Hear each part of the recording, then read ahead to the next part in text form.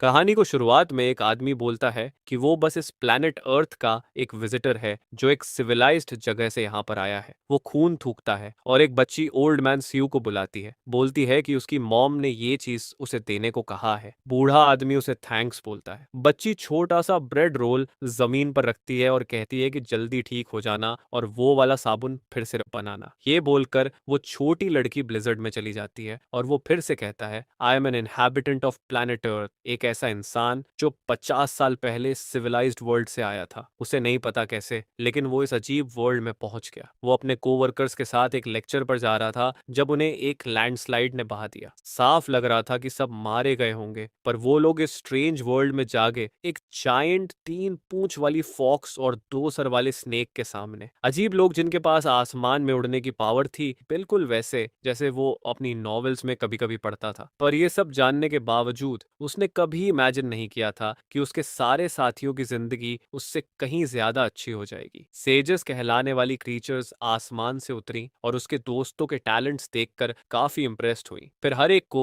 दुनिया और आसमान के अलग अलग हिस्सों में ले जाया गया। वहां सिर्फ वो और डायरेक्टर किन बचे थे। किसी रीजन से दोनों को उम्मीद थी कि चूंकि वो भी दूसरे वर्ल्ड से आए हैं, शायद उनके लिए भी कुछ स्पेशल होगा। पर समय बीतने लगा और उन्हें समझ आया कि उनके अंदर कुछ भी स्पेशल नहीं है। सर्वाइवल के लिए बस मैनुअल लेबर ही कर सकते थे। 6 महीने बाद डायरेक्टर बोला कि वो ऐसे नहीं जी सकता। उन्होंने अपनी मुश्किल से कमाई हुई थोड़ी सी रकम जोड़कर एक बेसिक मार्शल आर्ट्स की किताब खरीदी, वही जो सड़क पर कहीं भी मिल जाती है। लेकिन अजीब बात यह कि डायरेक्टर ने सिर्फ 3 महीने में वो किताब मास्टर कर ली और मार्शल आर्ट्स मास्टर बन गया। वो नेशन के लिए काम करने लगा और ज्यादा एडवांस्ड मार्शल आर्ट्स सीखता गया। जल्दी ही वो पूरे वर्ल्ड में फेमस वॉरियर बन गया। लेकिन प्रोटैगनिस्ट पीछे रह गया। आज तक वो सोचता है कि क्या उसके लिए भी कुछ स्पेशल था। वो हमेशा बिलीव करता रहा, पर टाइम बीतता गया और कुछ नहीं हुआ। अब 50 साल बाद वो बस एक बुजुर्ग आदमी है जो ठंड से अकेले मरने वाला है। उसने जीने की पूरी कोशिश की, इस जगह की लैंग्वेज सीखी, लिखना सीखा, पैसे कमाना सीखा, एक छोटा सा प्लॉट खरीदा, अपना घर बनाया।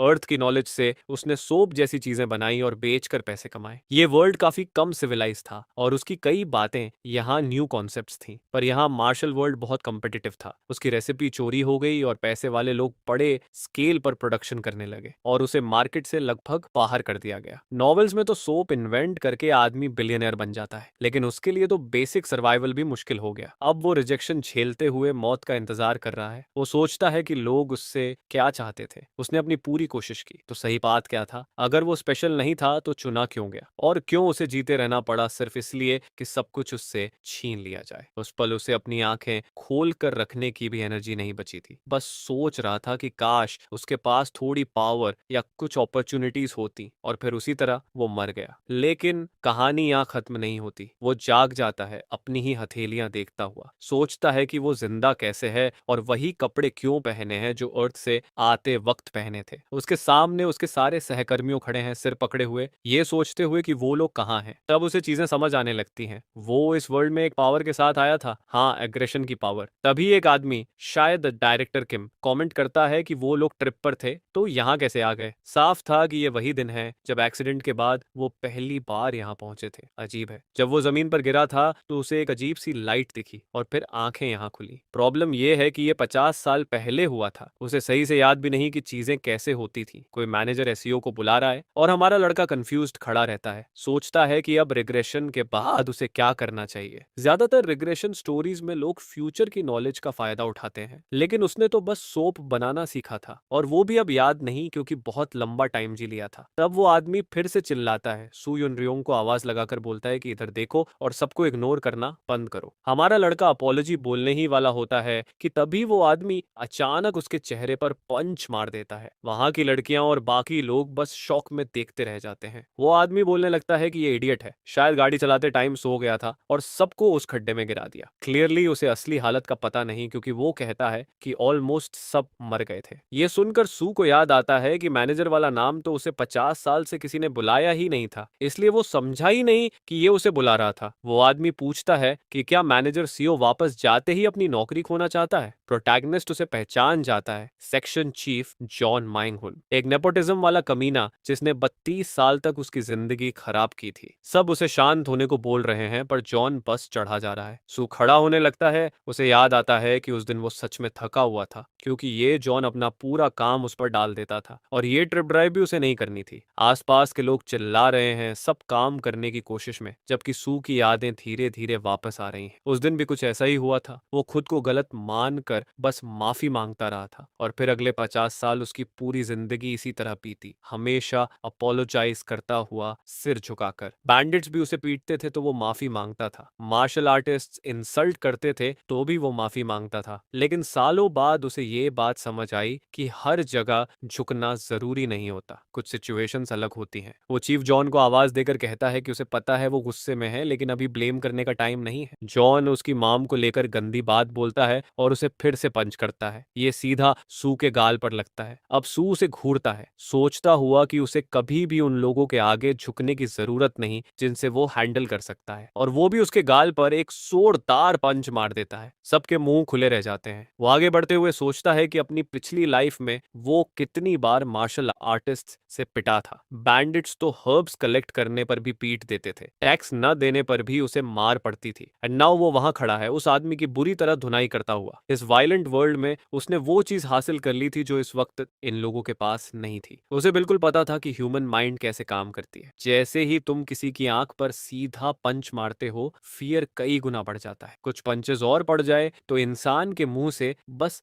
दो वर्ड्स निकलते हैं। उसी वक्त जीन पूरा कांपते हुए बस बोल पाता है, आई एम सॉरी। प्रोटैगनिस्ट के पास शायद वो मिथिकल टैलेंट्स नहीं थे जिनकी तलाश हेवन वाले सेज करते हैं, न ही वो मार्शल प्रोवेंस जो इस वर्ल्ड में फेमस होने के लिए चाहिए, लेकिन उसके पास अपनी डेस्टिनी बदलने की एबिलिटी थी। वो बेवकूफ जॉन अब अपना सिर पकड़कर गिरा हुआ है, पूरी तरह दबा दिया गया है, जबकि बाकी लोग एसईओ को आवाज देकर बोल रहे हैं कि थोड़ा काम हो जाओ। यार आखिर वो अपने कोवर्कर को ऐसे कैसे पीट सकता है। हमारा लड़का तुरंत नॉर्मल इंसान वाला कार्ड खेल देता है, बोलता है कि उससे गलती से गुस्सा निकल गया और आधी अधूरी अपॉलॉजी दे देता है। मैनेजर किम बोलता है कि सिर्फ सॉरी बोलने से कुछ नहीं होगा। जॉन ने शायद लाइन क्रॉस की थी, लेकिन सू ने जो उसके साथ किया वो भी बहुत ज्यादा था। से जानता है कि वहां मौजूद सब लोगों में से एकमात्र इंसान जो थोड़ी हद तक उसके साथ रहेगा वो डायरेक्टर किम है, इसलिए वो मान जाता है। ये आदमी मार्शल आर्ट्स सीखते ही सबसे स्ट्रॉन्ग वॉरियर्स में से एक बन जाएगा, तो उसे इस आदमी को सपोर्ट करना होगा और उसके करीब रहना होगा। ऑब्वियसली ये सब अब भी उसकी प्लानिंग का हिस्सा है। वो जॉन के पास जाता है और सिंसियरली अपॉलॉजी बोलता है कि उसने ओवर रिएक्ट किया। जॉन कुछ बोलना चाहता है, लेकिन सू की एक छोटी सी ग्लेयर से ही उसकी फट जाती है और वो मुंह फेर लेता है। किम जंगल की तरफ देखता है और बोलता है कि उन्हें यहाँ से निकलकर कोई विलेज वगैरह ढूंढनी चाहिए। एसईओ को भी लगता है कि यही लॉजिकल है, लेकिन दिक्कत ये है कि इस वर्ल्ड में लॉजिक काम ही नहीं करता। ये मॉर्टल्स की दुनिया है जहां हर कोई अपनी मॉर्टैलिटी पाने के लिए लड़ रहा है, और यहाँ सिर्फ एक ही रूल है कि स्ट्रॉन्ग वीक को निगल जाता है। इस वर्ल्ड में जिसके हाथ में सोर्ड है वो फेम और ऑनर के लिए फाइट करेगा। इस जंगल का नाम पाथ ऑफ एसेंशन है। बदकिस्मती से यहाँ आसपास न कोई नेशन है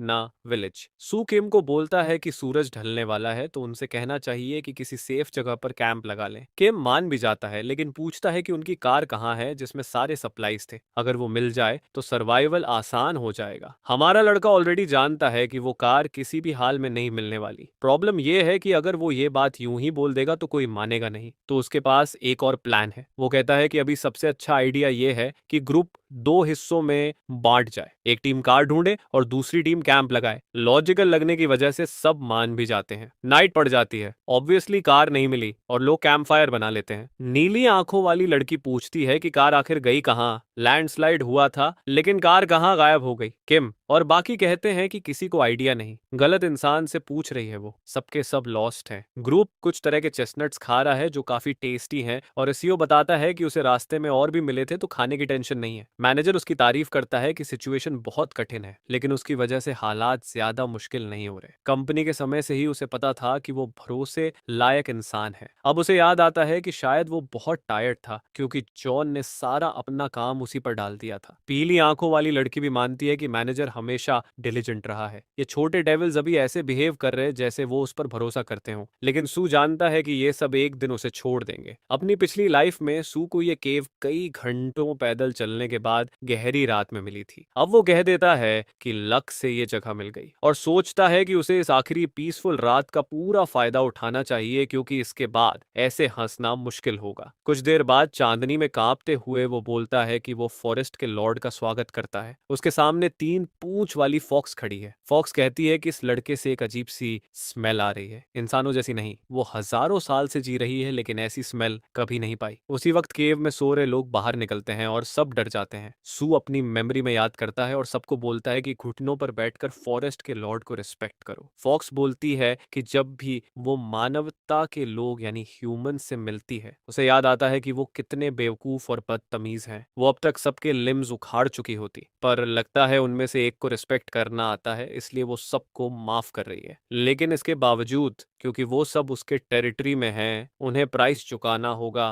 किसी एक को अपना आर्म ऑफर करना पड़ेगा। सू को याद आता है कि पिछली लाइफ में जब ये क्रीचर आया था तो कोई नहीं जानता था क्या करना है। सब चिल्लाने लगे थे और फॉक्स ने सबके लिम्स उखाड़ दिए थे। सब आधे मरे रह गए थे। इस बार कम से कम फॉक्स उसके बिहेवियर से इम्प्रेस्ड लग रही है। फॉक्स अपने होंठ चाटते हुए पूछती है कि आम कौन देगा। सुने पहले सबको अपने लिम्स खोते देखा है, तो उसके लिए एक आम देना बड़ी बात नहीं। एक इंसान की तरफ से एक आम बहुत छोटी कीमत है। और फिर वो लोग बाद में आकर सबको हील भी कर देते। वो पहले से पेन कम करने वाली हर्ब भी साथ लाया है। वो हिम्मत करके बोलता है कि वो अपना आम देगा। सब चौंक जाते हैं। फॉक्स एक सेकंड भी नहीं लगाती, एक ही झटके में उसका आम काटकर खा जाती है। सब वो दर्द लगभग फील कर पाते हैं और सू तुरंत हर्ब लेने जाता है। फॉक्स कहती है कि उसे लगा था इस लड़के का टेस्ट अलग होगा क्योंकि स्मेल अलग थी, लेकिन टेस्ट तो नॉर्मल ह्यूमन जैसा ही है, बल्कि उससे भी खराब क्योंकि उसकी वेन्स इम्प्योर है। सू रोते हुए माफी मांगता है कि ऑफरिंग अच्छा नहीं था, लेकिन फॉक्स मुड़कर कहती है कि वो सबको 7 दिन अपने टेरिटरी में रहने देगी और उसकी डिविनिटी की वजह से कोई मरेगा नहीं। फॉक्स जंगल में गायब हो जाती है। बाकी लोग सू को बुलाते और पूछते हैं कि वो ठीक है। वो बोलता है कि हाँ, बस उसे केव तक ले चलो। वो बताता है कि वो फॉक्स से पहले ही मिला था और उससे बात करके उसने इस वर्ल्ड के बारे में थोड़ा जाना। वो रिवील करता है कि वो लोग अब अर्थ पर नहीं है और सब डर जाते हैं। उन्होंने कभी इमेजिन नहीं किया था कि कुछ ऐसा हो सकता है, लेकिन 3 पूंछ वाली फॉक्स देखने के बाद अब रियलिटी उन पर उतर रही। सू अपना कट चुका आम दिखाते हुए बोलता है कि कम से कम 1 हफ्ते तक वो सेफ हैं। बाकी लोग पूछते हैं कि 1 हफ्ते बाद क्या। वो बोलता है कि फिर उन्हें कुछ और ऑफर करना होगा। सब फिर से डर जाते हैं, लेकिन वो बोलता है कि वो बहुत थका हुआ है और उसे आराम चाहिए। उम्मीद है सब समझेंगे। नाइट फॉल्स और शायद जांग ने कुछ कहा होगा क्योंकि अब सब लोग उसके खिलाफ हैं। द प्रोटैगनिस्ट उस आदमी को सुन रहा है जो पूछ रहा है कि 1 हफ्ते में कौन अपने आर्म और लेग को गिव अप करने वाला है। एडिडास ट्रैकसूट वाला आदमी कहता है कि फिर भी वो लोग सील को ऐसे छोड़ नहीं सकते। वो बहुत काम का था और उसी ने ये जगह ढूंढी थी, राइट? और उसने अपना आर्म भी दे दिया था। जुंग कहता है कि उन्हें उसकी मौजूदगी का फायदा उठाकर फिर उसे डिस्कार्ड कर देना चाहिए। उसका आर्म वैसे भी जा चुका है और वो न सो और वो ज्यादा दिन नहीं टिकेगा। अभी जुंग अपनी छोटी मोटी प्लान्स बना रहा है, लेकिन हमारा बॉय वहां बिना आर्म के अपने दूसरे हाथ को पॉकेट में डालकर ऑरा फार्म कर रहा है और लड़कों की बातें सुनकर लगता है कि वो उसे कैद करके हर हफ्ते उसके लिम्स में सेक देने का प्लान कर रहे हैं। वो एक बड़ा सा रॉक उठाता है और सोचता है कि उसे ये आइडिया बिल्कुल पसंद नहीं आया, लेकिन पिछले 50 साल में सीखी हुई वायलेंस से जॉन को खत्म करना कोई बड़ी बात नहीं, इवन बिना आर्म के भी। वो आदमी पीट करके खड़ा है, बातें कर रहा है और हमारा लड़का सोच रहा है कि उसे किल करे या नहीं। वो एक लंबी सांस लेता है, रॉक गिरा देता है और कहता है अभी नहीं। डर इस वक्त सबकी जजमेंट को प्रभावित कर रहा है और अगर वो बहुत क्रूअल हो गया तो डायरेक्टर किम के साथ भविष्य में बनानी पड़ने वाली रिलेशनशिप्स और कॉम्प्लिकेटेड हो जाएंगी। तभी उसे कोई जोंग को चुप रहने को बोलता है, नहीं तो उसके पैर तोड़ देंगे। सेयू समझ जाता है कि भले जोंग की प्लानिंग चल रही है, लेकिन कुछ लोग अभी भी उसके साइड में हैं। नाइट फॉल्स और नया दिन आता है। उस लोमड़ी के उलट जिसने एक आम खा लिया था, ये 2 सिर वाला स्नेक बस थोड़े से खून की मांग करता है। पिछली जिंदगी में यही स्नेक बेचारे लोगों का पूरा खून चूस लेता था, चाहे उनके लिम्स बचे हों या नहीं। इस बार वो चीफ ओगाए अपना छोटा सा आर्म आगे करता है। स्नेक थोड़ा टेस्ट करके तुरंत चला जाता है क्योंकि इस बार ह्यूमन का ब्लड उसे सबसे घटिया लगा। वो और नहीं चाहता था। सू को समझ आ जाता है कि उसे ब्लड पसंद नहीं आया क्योंकि इस आदमी के खून में अल्कोहल और निकोटीन भरा हुआ है और ऊपर से लड़के का कोलेस्ट्रॉल अलग।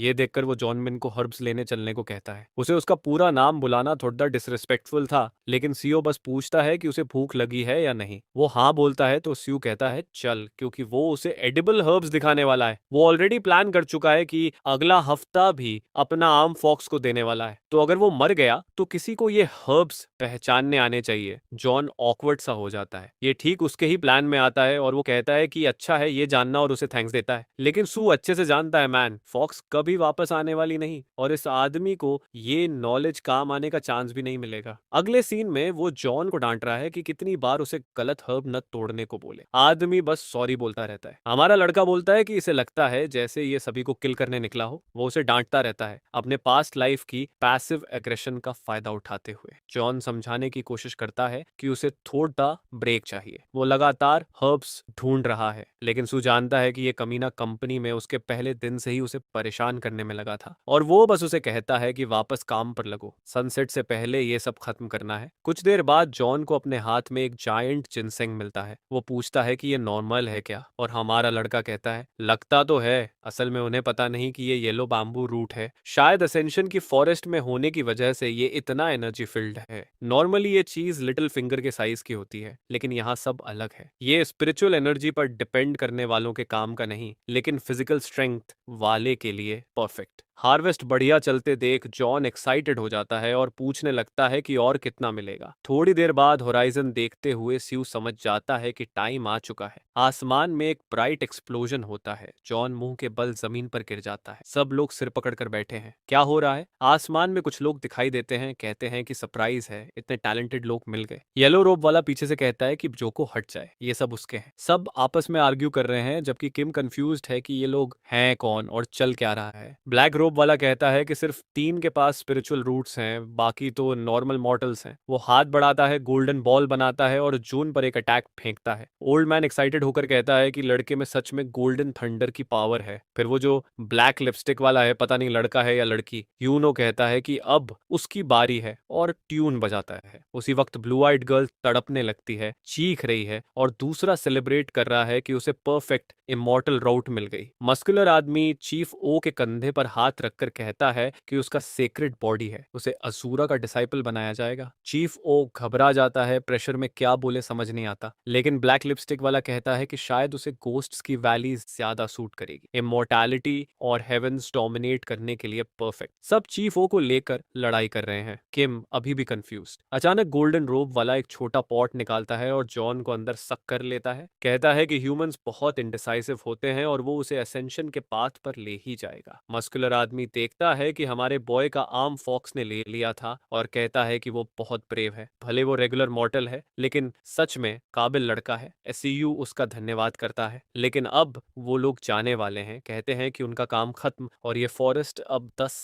साल तक सेफ रहेगा। किम डेस्परेशन में कहता है कि उन्हें हेल्प चाहिए, उन्हें बाहर निकलने का रास्ता भी नहीं पता, लेकिन वो लोग जा चुके हैं। स्वेन जानता है कि पिछली जिंदगी में भी वो चिल्लाता रहा और उसे कीड़े जैसा इग्नोर कर दिया गया, तो अब बोलना बेकार है। कम से कम इस बार जैसे सबके शरीर रिस्टोर हुए, उसका आर्म भी वापस मिल गया। किम पूछता है कि अब वो लोग ऐसे फॉरेस्ट में सरवाइव कैसे करेंगे। अजीब तरह से कई तारे एक दिशा में जाते दिखते हैं। वो सोचता है क्यों। अगले दिन केव के अंदर लड़की खून थूक रही है। ग्रीन कपड़े वाली सोच रही है कि ये गर्ल्स शायद इंपॉर्टेंट नहीं, क्योंकि अभी तक इनके नाम भी पता नहीं। वो कहती है कि पिंक कपड़ों वाली की हालत खराब है, अब क्या करें। एसयू कहता है थोड़ा और वेट करो, क्या पता कोई उसे हील करने आ जाए। बड़ी कोइंसिडेंस होगी। ग्रुप को थोड़ा अजीब लगता है। तभी कोई केव में घुसकर कहता है कि तुम्हारा यहाँ सफर करना ऐसा है जैसे चींटियां ड्रैगन से लड़ने की कोशिश करें। किम पूछता है कि वो कौन है, और वो आदमी अपना नाम बताता है, सी ड्रैगन किंग सी हिल। वो कहता है कि उसने तूफान को कंट्रोल करने वाली चीज नोटिस की और देखा कि यहाँ बारिश हो रही थी, इसलिए वो इस जगह आया। जमीन पर पड़ी लड़की ने किसी तरह का मैजिक यूज करके ये सब किया था। उसे ये अजीब लगता है क्योंकि वो एक नॉर्मल औरत दिखती है, इतनी पावर उसके पास कैसे हो सकती है, और वो तो वेदर को कॉन्शियसली मैनिपुलेट भी नहीं कर रही थी। ये बात और स्ट्रेंज थी। जियो कहता है कि कंफ्यूज तो वो लोग हैं, वो इस जगह पर ज्यादा देर पहले नहीं आए और पावरफुल लोग ऐसे आते जा रहे हैं जैसे लग रहा हो कि वो उनके कंपेनियंस को ले जा रहे हैं। हु हंसता है और कहता है कि लगता है उसके कुछ साथी पहले ही यहाँ पहुंच गए थे और उन्होंने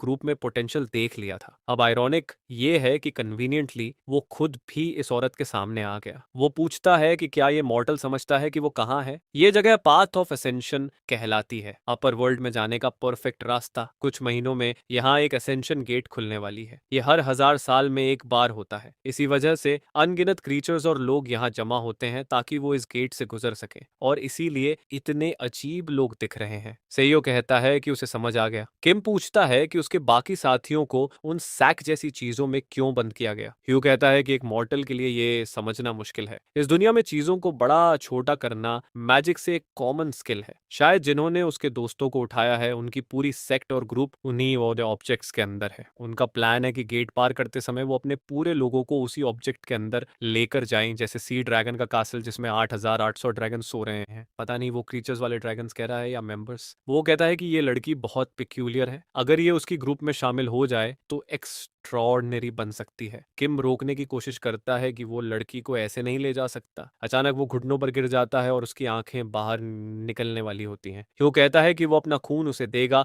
और उसे अपने ग्रुप का हिस्सा बनाएगा। यही सबके लिए बेस्ट सॉल्यूशन है और उसे ये एडवाइस देता है कि इस दुनिया के लोगों की इच्छा के बीच में कभी मत आना। बेचारे लड़के का सिर फटने वाला है और हमारा प्रोटैगनिस्ट क्रॉस फायर में फंस गया। एक बड़े थंड क्लैप के साथ वो आदमी ड्रैगन पर उड़ जाता है पूरी स्टाइल में। अगले दिन सब लोग उठाकर ले जाए गए, बस ये एक लड़की बची है। अभी तक इसका नाम भी नहीं पता मैन। वो पागलों जैसी हंस रही है, कहती है क्या मैस है ये वर्ल्ड और इसके ड्रैगन कॉलीग्स को उठा ले जाना, लोग उड़ रहे हैं, ये क्या है। शायद ये रिएक्शन मेरा भी यही होता। सीयू उसे धीरे से शांत करने की कोशिश करता है। वो रोते हुए बोलती है कि वो हमारे बॉय को भी ना ले जाए, वो इस फॉरेस्ट में अकेली सरवाइव नहीं कर पाएगी। सीयू सोचता है कि अफसोस उनका टाइम खत्म हो गया। अचानक वो दर्द में तड़पने लगती है, सर पकड़कर बोलती है कुछ आ रहा है। किम दौड़ कर आता है लेकिन वो कहती है देर हो चुकी है, वो चीज पहुंच गई। कहीं से एक बूढ़ा आदमी मैकेनिकल ओनी लाइन पर आ जाता है। हे भगवान, ये तो सीधे किसी चैट से निकला हुआ लगता है। ओल्ड मैन पूछता है कि मॉर्टल्स यहाँ कैसे आ गए, फिर खुद ही निष्कर्ष निकालता है कि गेट की ओपनिंग की वजह से जगह अनस्टेबल है, इसी तरह वो यहाँ पहुंच गए होंगे। अब वो जानना चाहता है कि वो वास्ट कॉन्शियसनेस किसने एमिट की थी। उसे एक स्ट्रॉन्ग प्रेजेंस फील हुई थी, जैसे अपर रेल्म्स का कोई सेज धरती पर उतरा हो, और किसी वजह से उसे लगता है कि ये वही लड़की है। ओल्ड मैन दूसरे आदमी को रोककर पूछता है कि वो कौन है और चेतावनी देता है कि ये उनकी कॉलीग है। बूढ़ा आदमी बस उसे एक नजर देखता है और फिर से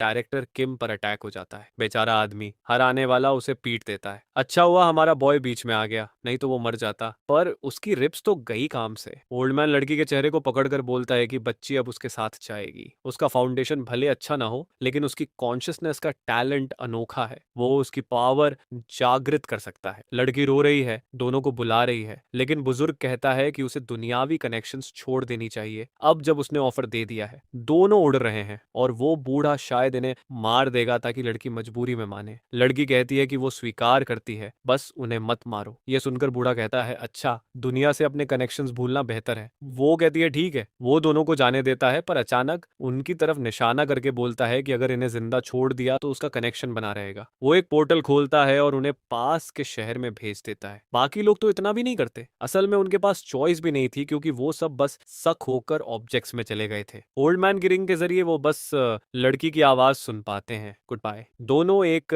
अबैंडन्ड जगह में उठते हैं जहां लोग स्क्रिप्चर्स, कपड़े वगैरह बेच रहे हैं। जगह का नाम यंगोक है। सियू आंखें खोलता है और सोचता है कहाँ है। पिछली जिंदगी में वो यहाँ नहीं गिरा था, इसलिए उसे नहीं पता, लेकिन किसी वजह से ये थोड़ा फेमिलियर लगता है। धूप से आंखें बचाकर वो जगह पहचानता है जहां वो कभी थोड़े समय रहा था, वोंग की कैपिटल सुकिम। अब तक समझ में आया है कि हमारे बॉय के पास कोई पावर नहीं है, सिर्फ ये एबिलिटी कि वो रिग्रेस कर सकता है, यानी टैलेंटेड लोगों की दुनिया में एक ऐसा लड़का जो टाइम में पीछे जा सकता है। थोड़ी देर बाद दोनों गली में बैठे बातें कर रहे हैं। ओल्ड गाय बोलता है कि वो अब और नहीं सह सकता, वो पागल हो रहा है। सू कहता है कि वो भी सेम फील करता है और काश ये सब एक ड्रीम होता। ओल्ड गाय सर खुजाता है और कहता है कि अब तो गए काम से, सिर्फ हम दो ही बचे हैं। शायद उन्हें राहत महसूस करनी चाहिए कि वो मॉन्स्टर्स के हाथ नहीं लगे। स्टीव ऐसा नहीं सोचता। उसे याद है कि इस रास्ते पर वो अपनी पुरानी जिंदगी में एक हर्ब कलेक्टर से ज्यादा कुछ नहीं था, जिसे रोज पीटा जाता था। वो कहता है चाहे फ्यूचर में जो हो, वो हमेशा के लिए इस गली में नहीं बैठ सकते। कम से कम यहाँ से निकलना तो पड़ेगा, शहर बड़ा है। किम को कुछ समझ नहीं आता ये लोग क्या बातें कर रहे हैं, उन्हें अजीब नजरों से देखा जा रहा है। सू कहता है लोग उनकी फनी कपड़ों की वजह से बातें कर रहे हैं। आसपास सभी लोग चाइनीज बोल रहे हैं, लेकिन ये दोनों कोरियन हैं, तो बंदा थोड़ा कंफ्यूज्ड है। पर सू कहता है कि उसने बचपन बचपन में चाइनीज सीखी थी, लेकिन ओल्ड मैन को लड़के की फटी हुई बैग देखकर उसकी दो भाषाएं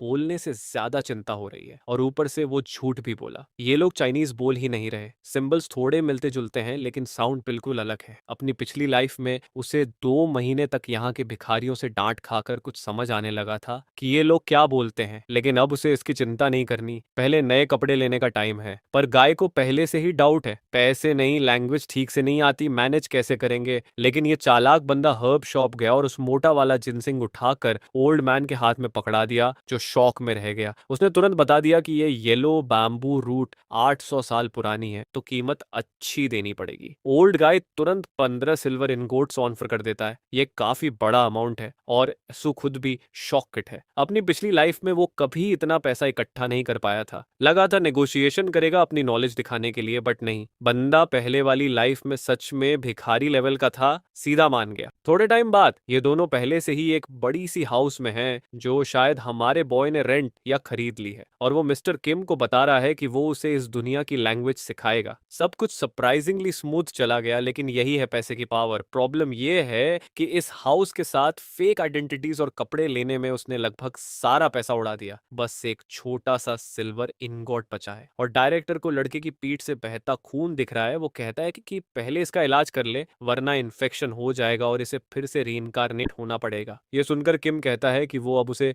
बॉय मैनेजर नहीं बुलाएगा, अब से वो सुह्युंग होगा। थोड़ी देर बाद सु एक्सप्लेन करता है कि उन्हें जो इतना पैसा मिला वो हर्ब की वजह से था, लेकिन हर्ब्स खत्म हो जाएंगे तो पैसे भी खत्म हो जाएंगे। मतलब सबसे मैन चीज ये है कि कुछ ऐसा ढूंढें जिससे कंसिस्टेंटली पैसा आए। मिस्टर किम सोचता है कि बाकी हर्ब्स बेचकर थोड़े पैसे जमा कर लें और फिर कोई बिजनेस शुरू करें। एसयू जानता है कि किम अपनी पिछली लाइफ में बड़ी कंपनी संभालता था, तो ये बुरा आइडिया नहीं है, इससे सरवाइव हो जाएगा। पर सरवाइव करना अब सू के लिए इनफ नहीं है। वो टाइम में वापस आया है और इस लाइफ में बड़ी ड्रीम करेगा। उसे पता है कि मिस्टर किम मार्शल आर्ट्स का जीनियस है। उसने पिछली लाइफ में सस्ते स्ट्रीट बुक्स पढ़कर कुछ महीनों में मास्टर लेवल छू लिया था। उसके बाद एडवांस्ड टेक्निक्स मिली और वो इस दुनिया के सबसे बड़े मास्टर्स में से एक बन गया। तो अगर इस बार उसे शुरू से ही एडवांस्ड टेक्निक्स मिले तो शायद वो इस दुनिया के सबसे पावरफुल सोर्ड्समैन की एंट्री 30 साल पहले करा सके। और ऑब्वियस है कि सू उसके पास रहकर मैक्सिमम फायदा उठाएगा। वो डायरेक्टर को बुलाकर बताता है कि इस दुनिया में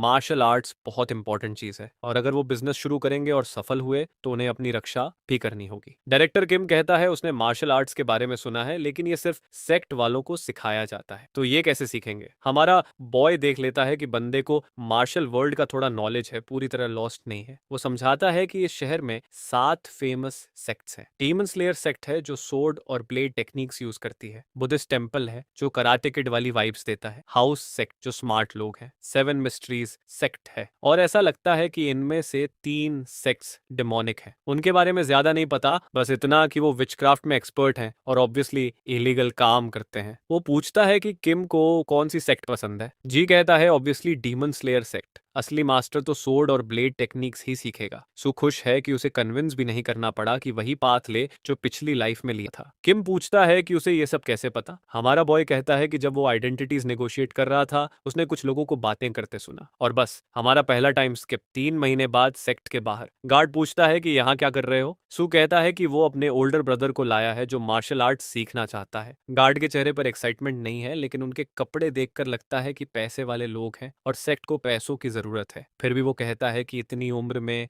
मार्शल आर्ट्स सीखना लगभग इम्पॉसिबल है। सो इंसिस्ट करता है कि कम से कम समवन हायर अप से मिलवा दो। ऑलरेडी उसे कॉइन पकड़ा देता है। थोड़ी देर बाद सेक्ट के अंदर कोई पूछता है कि क्या वो सच में सिर्फ सेल्फ डिफेंस के लिए सीखना चाहते हैं। सू एक पूरी दावत जितने सिल्वर इनगोट्स रख देता है और कहता है हाँ बस यही चाहिए। ओल्ड गाय पैसे देखते ही कहता है ठीक है, वो लोग एक्सटर्नल डिसाइपल बन सकते हैं, लेकिन कोई स्पेशल ट्रीटमेंट नहीं मिलेगा और वो दोनों में से सिर्फ एक को लेंगे। किम ये सुनकर प्रोटेस्ट करने वाला था, लेकिन सू तुरंत मान जाता है, कहता है कि ये परफेक्ट है। गार्ड बोलता है कि ठीक है, उसे वहां बाकी डिसाइपल्स के साथ ज्वाइन करवा देना। किम पूछता है कि सिर्फ वही मार्शल आर्ट्स सीखेगा, इससे ठीक है। अगर पता होता इतना महंगा होगा तो वो अलग ग्रुप चुनता। सू कहता है टेंशन मत ले, वो खुद भी स्पोर्ट्स में कभी अच्छा नहीं था, वो बिजनेस संभाल लेगा और किम मार्शल आर्ट्स सीख ले। ओल्ड गाय थैंक्स कहता है, लेकिन डाउटफुल है कि किम ज्यादा सीख पाएगा। सू कहता है पहले ट्राई कर, बाद में जज करना। और एक टाइम स्किप। 7 महीने बाद सेक्ट के अंदर कंपटीशन। थ्रोन पर बैठ बैठा आदमी पूछता है ये बंदा कहाँ से आया। ऑफ कोर्स ये मिस्टर किम है, जिसने उन डिसाइपल्स को भी हरा दिया जो सालों से सेक्ट में है। मार्शल आर्ट मास्टर करने का मतलब है उसकी असल मीनिंग समझना और अपने शरीर को उसके साथ अलाइन करना। लो नॉलेज वाले लोग थर्ड रेट वॉरियर बनते हैं और आगे बढ़ने के लिए नॉलेज बढ़ाना पड़ता है। लोग उस पर अटैक करते हैं, कहते हैं वो आउटसाइडर है और उन्हें कभी नहीं हरा सकता। नॉलेज जितना ज्यादा उतना टाइम और एफर्ट चाहिए। लेकिन कुछ लोग ऐसे होते हैं जिनके पास इतनी टैलेंट होती है कि वो इस नॉलेज वाली बात पर बस हंसते। वो एक ही बार में कई स्टेजेस क्रॉस कर जाते हैं। डीमन स्लेयर सेक्ट वैसे भी ऐसे टैलेंटेड लोगों के लिए फेमस है। पहली बार ऐसा हुआ था कि किसी आउटसाइडर ने आकर उन सारे सो कॉल्ड ग्रेट डिसाइपल्स को हरा दिया। सिर्फ 7 महीनों में डायरेक्टर किम फर्स्ट रेट वॉरियर बन गया था, जिसने उस जगह की सारी टेक्निक्स पूरी तरह मास्टर कर ली थी। ओल्ड गाय अपने होंठ काट रहा है, उसे समझ नहीं आ रहा कि कोई इतनी तेजी से कैसे इवॉल्व कर सकता है। किसी को इस लेवल तक फोर्सफुली पहुंचाने के लिए तो अनगिनत मार्शल आर्टिस्ट्स की जरूरत पड़ेगी। ऊपर से ये बंदा आउटसाइडर है जिसे मार्शल आर्ट्स का पहले कोई कांटेक्ट भी नहीं था। तो फिर ये हुआ कैसे? ऐसा लग रहा था जैसे उस जगह की पूरी ट्रेडिशन इस मैन के सामने झुक गई हो। लो, अब वो लोग उसे पकड़ने का ऑर्डर दे देते हैं। हमारा बॉय सब पहले ही इमेजिन कर चुका था कि इससे प्रॉब्लम होगी। एक आउटसाइडर जिसने 7 महीनों में सबको हिला दिया, पूरे सिस्टम को केओस में डाल दिया। इसी वजह से लोग उस पर स्पाई होने का आरोप लगा रहे हैं। लेकिन कैद होने के बाद भी ये कुत्ता दृढ़ बंदा प्रैक्टिस कर रहा है। सीआईओ को समझ नहीं आता कि उसे भी साथ में क्यों पकड़ा गया। उसे मार्शल आर्ट्स के बारे में कुछ नहीं पता, फिर भी वो अंदर है। हमारा बॉय पूछता है कि डायरेक्टर को डर नहीं लग रहा क्या? इतने लोग उसको स्पाई सस्पेक्ट कर रहे हैं। ऐसे स्टोरीज में तो आमतौर पर उसकी मार्शल आर्ट्स नष्ट कर देते हैं, एक हाथ काट देते हैं या कुछ ऐसा कर देते हैं कि वो लड़ ही ना पाए। डायरेक्टर कामली कहता है कि उसे सब पता है, लेकिन उसे अंदर से फील हो रहा है कि प्रैक्टिस जारी रखना ही अगले बैरियर को क्रॉस करने का तरीका है। उसको पता है कि अगर वो इस बैरियर को पार कर गया तो अगले स्टेज में प्रवेश कर लेगा। सीईओ समझता है कि ये कितना क्रेजी है। फर्स्ट क्लास वॉरियर बनना ही बड़ी बात है, पर उसके आगे बढ़ना तो सिर्फ मास्टर्स ही कर पाते हैं। इस लेवल पर पूरी दुनिया में मुश्किल से 1000 लोग होंगे और इसके बाद एक पीक आती है जहां प्रैक्टिकली कोई छू भी नहीं सकता। एसआईओ को यकीन हो गया कि ये आदमी एक दिन दुनिया के टॉप पर खड़ा होगा, वो भी 30 नहीं, लगभग 40 साल पहले। 7 दिन बाद मैनेजर किम के चारों तरफ छोटी छोटी चमकती फ्लावर्स जैसी एनर्जी घूम रही है। सू समझ जाता है कि ये वही की है जो मार्शल आर्टिस्ट के पीक के करीब आने पर दिखती है। किम खड़ा होता है और अनाउंस करता है कि उसने बैरियर क्रॉस कर लिया है और अब उसे सेक्ट लीडर से डर नहीं लगता। यसू उसकी तारीफ करता है, कहता है कि उसकी टैलेंट उम्मीद से भी ज्यादा है। ओल्ड गाय खुद भी हैरान है, उसे नहीं लगा था कि उसमें इतनी टैलेंट होगी। शायद इसलिए क्योंकि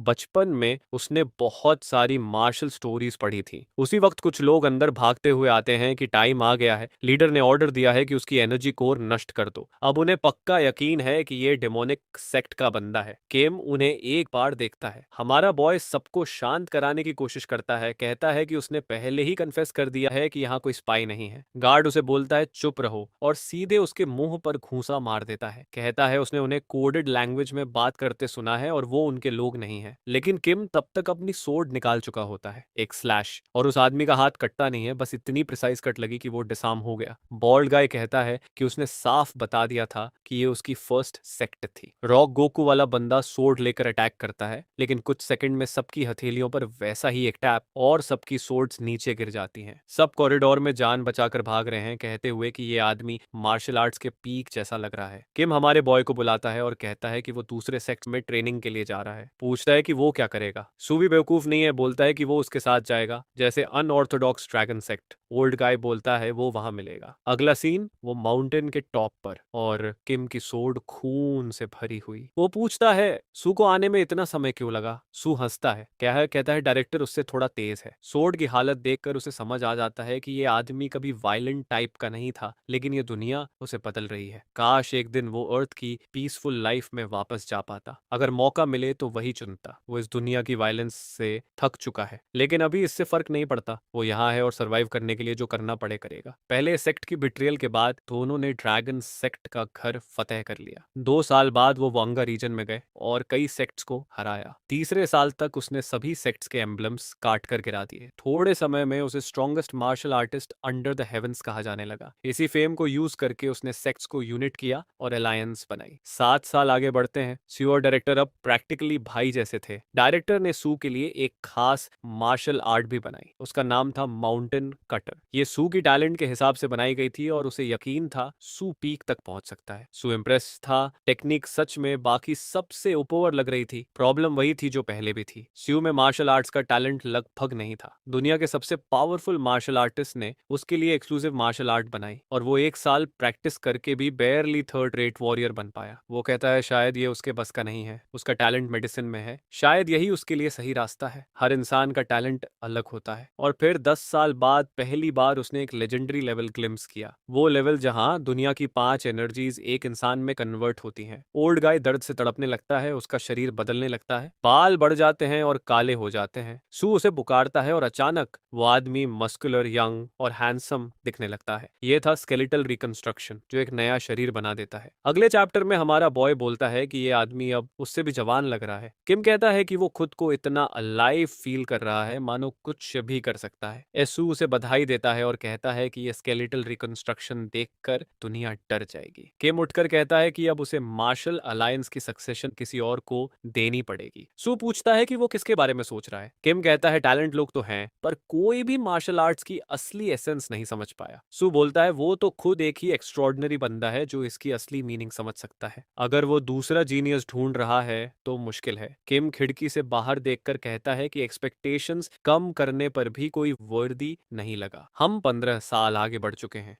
अब 35 साल हो चुके हैं सू को पाथ ऑफ असेंशन पर आए हुए। वो 65 साल का हो चुका है और अब वो क्यूरियस है कि किम क्या कर रहा है। स्केलेटल रिकंस्ट्रक्शन के 1 साल बाद ही वह अपना लीडर वाला पद छोड़कर चला गया था। ही वॉन्टेड टू रिटायर साथ में उस बंदे के, लेकिन उसे यहीं रुककर अलायंस की स्ट्रेटेजिक जिम्मेदारियां संभालनी पड़ी। किम ने कहा था कि वो इस दुनिया में घूमना चाहता है, शायद इसी वजह से वो हमारे बॉय की रिटायरमेंट सेरेमोनी में नहीं आ पाया। वो गार्डन में टहलते हुए बोल रहा था कि ये जगह बहुत ज्यादा शांत है। अपनी रिटायरमेंट के पैसे से उसने ये बड़ी सी मैंशन ली थी, बस दिक्कत यही थी कि वो अकेला था। तभी उसे बुशेस में कोई दिखा और जब उसने देखा तो वो किम था। अभी भी उसकी लॉन्ग हेयर वाली फॉर्म की आदत नहीं पड़ी। हमारा बॉय पूछता है कि वो कहाँ था और अब तक क्यों नहीं आया, लेकिन किम बस घास पर गिर जाता है और सेयो को बुलाता है। वो कहता है कि उसे हमेशा लगता था कि वो मार्शल आर्ट्स में ब्लेस्ड है। हमारा बॉय कहता है हाँ ऑब्वियस है, अगर वो जीनियस नहीं था तो फिर कौन था। किम कहता है कि हाँ, इस दुनिया के कॉमन मॉर्टल्स में वो सच में ऑर्डिनरी नहीं था। प्रोटैगनिस्ट हंसता है, ये तो सच है, लेकिन फिर किम कहता है कि उसने एक रियल प्रैक्टिशनर से लड़ाई की, उन्हीं में से जो 35 साल पहले थे, जैसे वो बंदा जिसने उड़ते हुए उनके दोस्तों को उठा लिया था। सू जानता था कि ऐसे लोग आसानी से दिखाई नहीं देते। वो शैडोज की तरह होते हैं जो दुनिया को डार्कनेस से कंट्रोल करते हैं, और जैसे जैसे उनकी बनाई मार्शल अलायंस पावरफुल हुई, ये लोग उन पर इन्फ्लुएंस डालना चाहते थे। इन कोई रोक नहीं सकता था, क्योंकि इनसे टकराना मतलब नेशन से टकराना, इसलिए इनके रूल्स हमेशा माने जाते थे। इसीलिए किम वहां से गया। वो इन लोगों से एक इंडिविजुअल की तरह लड़ना चाहता था, ना कि एक मास्टर की तरह, क्योंकि इससे अलायंस पर असर पड़ता। किम कहता है कि उन्हें ढूंढना बहुत मुश्किल था, लेकिन उसने आखिर एक को लोकेट कर लिया। ज्यादातर ने उसे नजरअंदाज कर दिया, बोले फाइट के लायक नहीं हो क्योंकि वो मॉर्टल था। उन लोगों ने ना इल्यूजन्स में गायब होकर लड़ाई अवॉइड की और कोई भी लड़ाई तक नहीं हुई। लेकिन 5 साल पहले उसे आखिर एक ड्यूएल मिला। सू पूछता है क्या वो जीता, और किम कहता है कि हाँ जीता। हमारा बॉय उसे प्रेस करता है कि ये अगर लीडर रहकर करता तो बड़ी कीमत चुकानी पड़ती। किम कहता है कि उसने अपनी पूरी जिंदगी उस लड़ाई में लगा दी और सिर्फ इतना कर पाया कि उस आदमी की उंगली की टिप पर हल्की सी कट आया। सच में तो उस बंदे ने बेट लगाया था कि अगर किम थोड़ी सी भी कट कर दे तो उसे थियोरेटिकल जीत मिल जाएगी। बस इसी वजह से उसे विनर माना गया। स्टील राइस कहता है कि ये बंदा शायद टॉप 10 स्ट्रॉन्गेस्ट में से होगा, लेकिन नहीं, रियलिटी ये है कि वो बंदा असल में इन कल्टिवेटर्स के हिसाब से सबसे कमजोर स्टेज पर था। मतलब किसी नए बिगिनर की तरह बस सेकंड स्टेज में एंट्री ली हुई, बहुत बेसिक। सू कहता है ये इम्पॉसिबल है। वो जानता था कि पिछली लाइफ में ये लोग रिडिकुलसली पावरफुल क्रीचर्स थे। किम तो ह्यूमैनिटी के पीक पर था, हवा में तैरते हुए कई कट्स दे सकता था और कोई उसे छू भी नहीं सकता था। ऐसा जीनियस सिर्फ एक रैंडम कल्टीवेटर की उंगली तक प्रॉपर्ली कट नहीं कर पाया, ये कैसे? तभी किम कहता है कि वो पूरी जिंदगी एक कुएं के मेंढक की तरह रहा। उनकी इन लोगों के खिलाफ कोई चांस नहीं है, जो चलते फिरते नेचुरल डिजास्टर्स जैसे हैं, लेकिन उसके पास कुछ कहने को है। वो कहता है कि आज उसने उनमें से एक की हाथ काट दी। हमारा एक्साइटेड बॉय पूछता है कि क्या वो जीत गया, लेकिन वो कहता है नहीं, उस बंदे ने तालिस्मान लगाया, हाथ रिजेनरेट हुआ और बात खत्म। समस्या ये है कि अब उसे समझ आया कि उसने मार्शल आर्ट्स की लिमिट छू ली है और वो अपने दोस्त को बाय कहने आया है, क्योंकि उस कल्टीवेटर ने उसकी विल पावर देखकर उसे अपनी सेक्ट में लेने का ऑफर दिया। अब वो मार्शल आर्टिस्ट नहीं रहेगा, इमॉर्टल बनने का रास्ता शुरू करेगा। सू कहता है ये इम्पॉसिबल है। कल्टीवेटर बनने का मतलब मोर्टैलिटी छोड़ देना, और वो तभी हो सकता है जब किसी के पास स्पिरिचुअल रूट हो। किम समझाता है कि उसकी स्केलेटल ट्रांसफॉर्मेशन ने बेसिकली उसे वही टैलेंट दिया जो कल्टीवेटर्स जन्म से लेकर आते हैं। इतना ब्रिलियंट इंसान होकर भी उसे पूरी जिंदगी ट्रेनिंग करनी पड़ी, सिर्फ उस मिनिमम लेवल तक पहुंचने के लिए जो उन्हें स्टार्ट में मिलता है। वो हवा में कट करता है और कहता है कि वो जा रहा है। वो लिटरली किसी और दुनिया में एंट्री ले रहा है। जाते जाते वो हमारे बॉय के लिए एक आखिरी गिफ्ट छोड़ता है। उससे पहले कि सू कुछ बोले, उसके हाथ में एक स्क्रोल आ जाता है और किम गायब। स्क्रोल में लिखा था मार्शल आर्ट्स के जरिए कल्टीवेशन तक पहुंचने का तरीका। लेकिन सू ये सोच रहा है कि उसका दोस्त बिना उसे साथ लिए कहां जा रहा है। समय बीत गया। फिर एक बार वो खांसता हुआ कह रहा है कि ये दुनिया क्रूअल क्रूअल है। उसे आए 50 साल हो चुके हैं, लेकिन फिर भी वो उसी तरह मर रहा है जैसे पिछली लाइफ में, एक रैंडम कोल्ड से। लगता है डेस्टिनी से इंसान चाहे जितना कोशिश करे बच नहीं सकता। फर्क बस घर और कपड़ों का था। मौत फिर उसी दिन हुई। उसे लगता है उसने लाइफ पूरी तरह जी है, पिछले जन्म की तरह रिग्रेट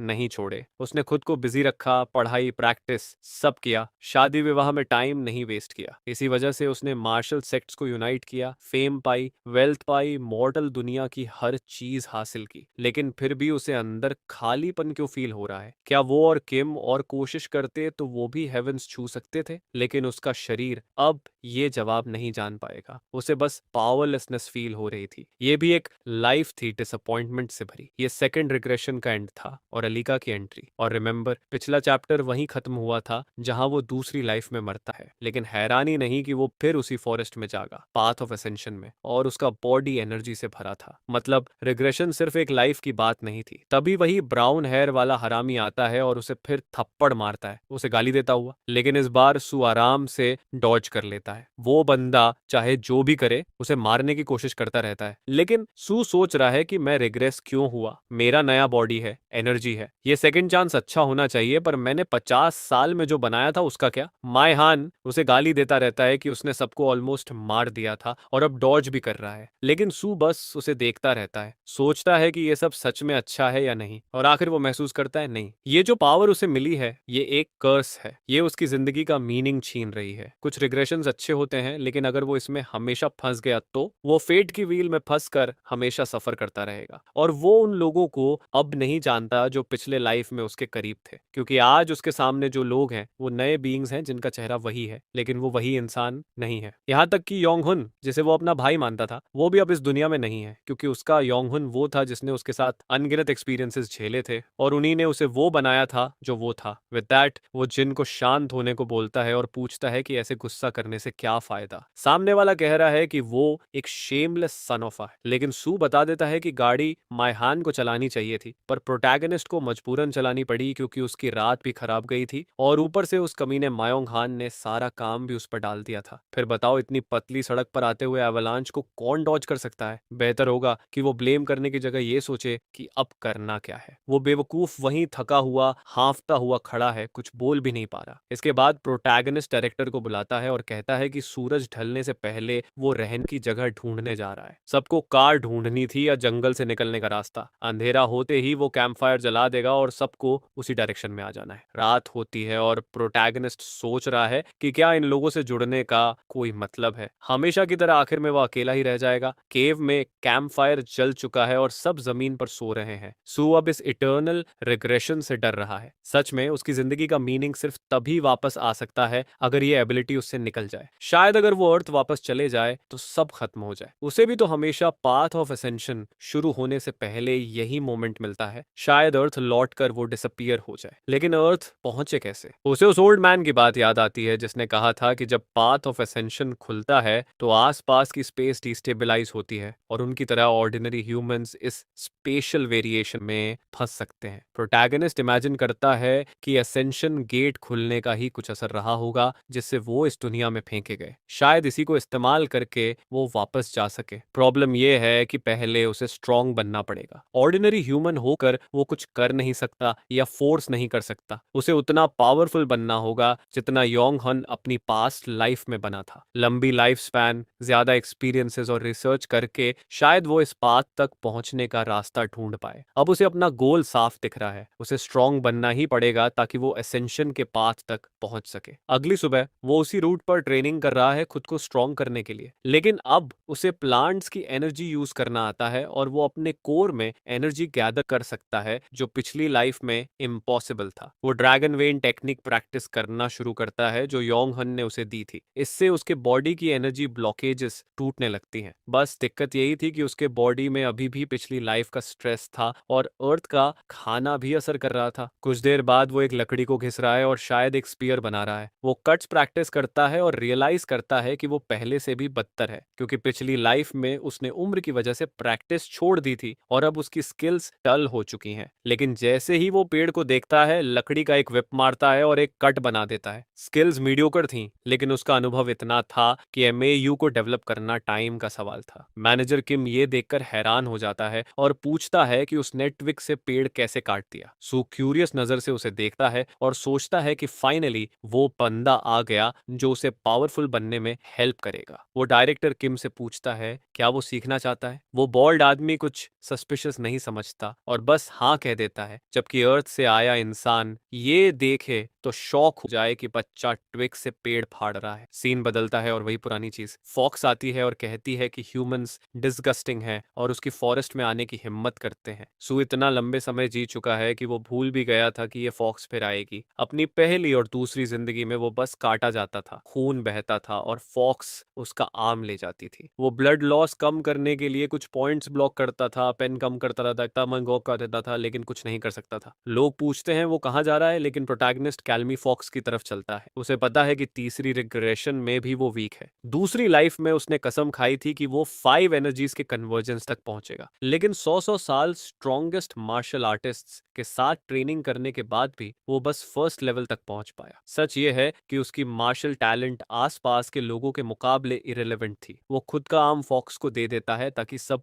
बच जाएं और कहता है कि चाहे वो कितना भी कमजोर हो और चाहे इसमें 1000 साल लगे या 10,000, वो कभी हार नहीं मानेगा। फॉक्स अपनी लिप्स चाटती है और कहती है कि वो इंटरेस्टिंग है, एक ह्यूमन जो अपनी औकात जानता है और अपनी बॉडी सैक्रिफाइस कर देता है, इसलिए वो भी उसकी ऑफर मान लेगी। सू सोचते हुए उसे देखता है कि वो आर्म देता रहेगा जब तक एक दिन वो उससे स्ट्रांग न बन जाए। हमेशा की तरह फॉक्स आर्म खाकर चली जाती है। बाकी टीम को इग्नोर करते हुए सू जंगल में प्रैक्टिस करता रहता है। वो सिर्फ तब रुकता है जब जीरो ग्रेविटी वाले आकर उसके दोस्त ले जाते हैं। जैसे ही वे चले जाते हैं वो फिर प्रैक्टिस शुरू कर देता है, बिना खाए पिए, बिना रुके। वह चौथे दिन आखिर रुकता है और खुद को इंफीरियर मॉर्टल बताकर सी ड्रैगन से कुछ पूछने जाता है। हॉर्न वाला पूछता है कि उसे इतना क्यूरियोसिटी क्यों है। सू कहता है कि वो लड़की जिसे वह ले जा रहा है उसकी स्पिरिचुअल रूट ब्लॉक्ड है, वो प्रैक्टिस नहीं कर पाएगी और मॉर्टल होने की वजह से 100 साल से ज्यादा जी भी नहीं पाएगी। फिर वो उसे क्यों ले जा रहा है? हॉर्न वाला कहता है कि उसके पास एक मॉर्टल के हिसाब से बहुत ज्यादा जानकारी है, लेकिन उसे चिंता करने की जरूरत नहीं। जब वो उसका खून स्वीकार करेगी तो उसकी स्पिरिचुअल रूट जाग जाएगी और उसे टैलेंट मिल जाएगा। सड एक्साइटेड होकर पूछता है क्या उसे भी ऐसी अपॉर्चुनिटी मिल सकती है? आखिर वो सब एक ही लैंड से हैं, शायद उनमें कुछ खास हो। व्हील बस मुस्कुराता है और कहता है कि उसे सुनना चाहिए। तभी सू को सीने में दर्द फील होता है और वो कहता है कि अच्छा है कि वो सीख ले कि ऐसे बीइंग्स से कुछ मांगना नहीं चाहिए। वो अनगिनत मिलेनिया जी चुका है, कोई और उसकी जगह होता तो सिर्फ आई कांटेक्ट पर मार देता। फिर वो थंडर में गायब हो जाता है ड्रैगन पर सवार होकर। इधर पोर किम कुछ समझ ही नहीं पाता कि हुआ क्या। अगले दिन दूसरी दोस्त को ले जाया जाना है। प्रोटैगनिस्ट वैसा ही सवाल करता है, किम यम के पास स्पिरिचुअल रूट नहीं, फिर वो ओल्ड मैन की डिसाइपल कैसे बन सकती है? ओल्ड मैन एक पिल दिखाता है और कहता है कि ये आइटम किसी को भी स्पिरिचुअल इंस्टिंक्ट्स तक पहुंचने देता है। मेयर मॉर्टल भी पावरफुल बन सकता है अगर वो इसे कंज्यूम करे। ये सू के लिए बहुत वैल्यूएबल इन्फो थी, क्योंकि अब उसे पता था कि प्रैक्टिस के अलावा भी रास्ता है ज्यादा पावरफुल बनने का। और ओल्ड मैन बताता है कि मॉर्टल मार्शल आर्ट्स ट्रेन करके 5 एलिमेंट्स की रूट भी पा सकता है, लेकिन रास्ता बहुत लंबा है और रिजल्ट काफी मीडियोकर। सच्चाई ये है कि उस पिल से मिलने वाला फायदा कहीं ज्यादा अच्छा और ज्यादा फास्ट था। वो उसके लिए पोर्टल बॉटल खोलता है और कहता है कि बस अब काफी है, उसे दोनों में से किसी से कुछ लेना देना नहीं और इन्हें यहाँ से गायब होना चाहिए। उनका वर्क फ्रेंड दोनों को आवाज देता है, लेकिन प्रोटैगनिस्ट अपनी आंखें एक पेड़ के ऊपर खोलता है। दूर से उसे यांगो रीजन का सदर्न हिस्सा दिखाई देता है, बिल्कुल अपनी पास्ट लाइफ की तरह। लगता है कि वो और किन कुछ समय इसी रीजन में घूमेंगे, लेकिन हमारा प्रोटैगनिस्ट इस दुनिया के अनगिनत लोगों को चैलेंज कर चुका है, इसलिए उसे यहाँ के ज्यादातर रास्ते अपनी हथेली की लकीरों की तरह याद है। इसके साथ वो डायरेक्टर को जगाता है और उसे पास के शहर ले जाता है। वो पूरी सिचुएशन समझाता है और ऑब्वियसली आदमी कंफ्यूज्ड है, लेकिन धीरे धीरे वो रियलिटी को एक्सेप्ट करने लगता है। जल्द ही वो रोबियो नाम के शहर पहुंचते हैं, जहां उन्होंने वो असेंशन हर्ब्स बेचे, लेकिन सिर्फ एक छोटा सा घर खरीदा। प्रोटैगनिस्ट ने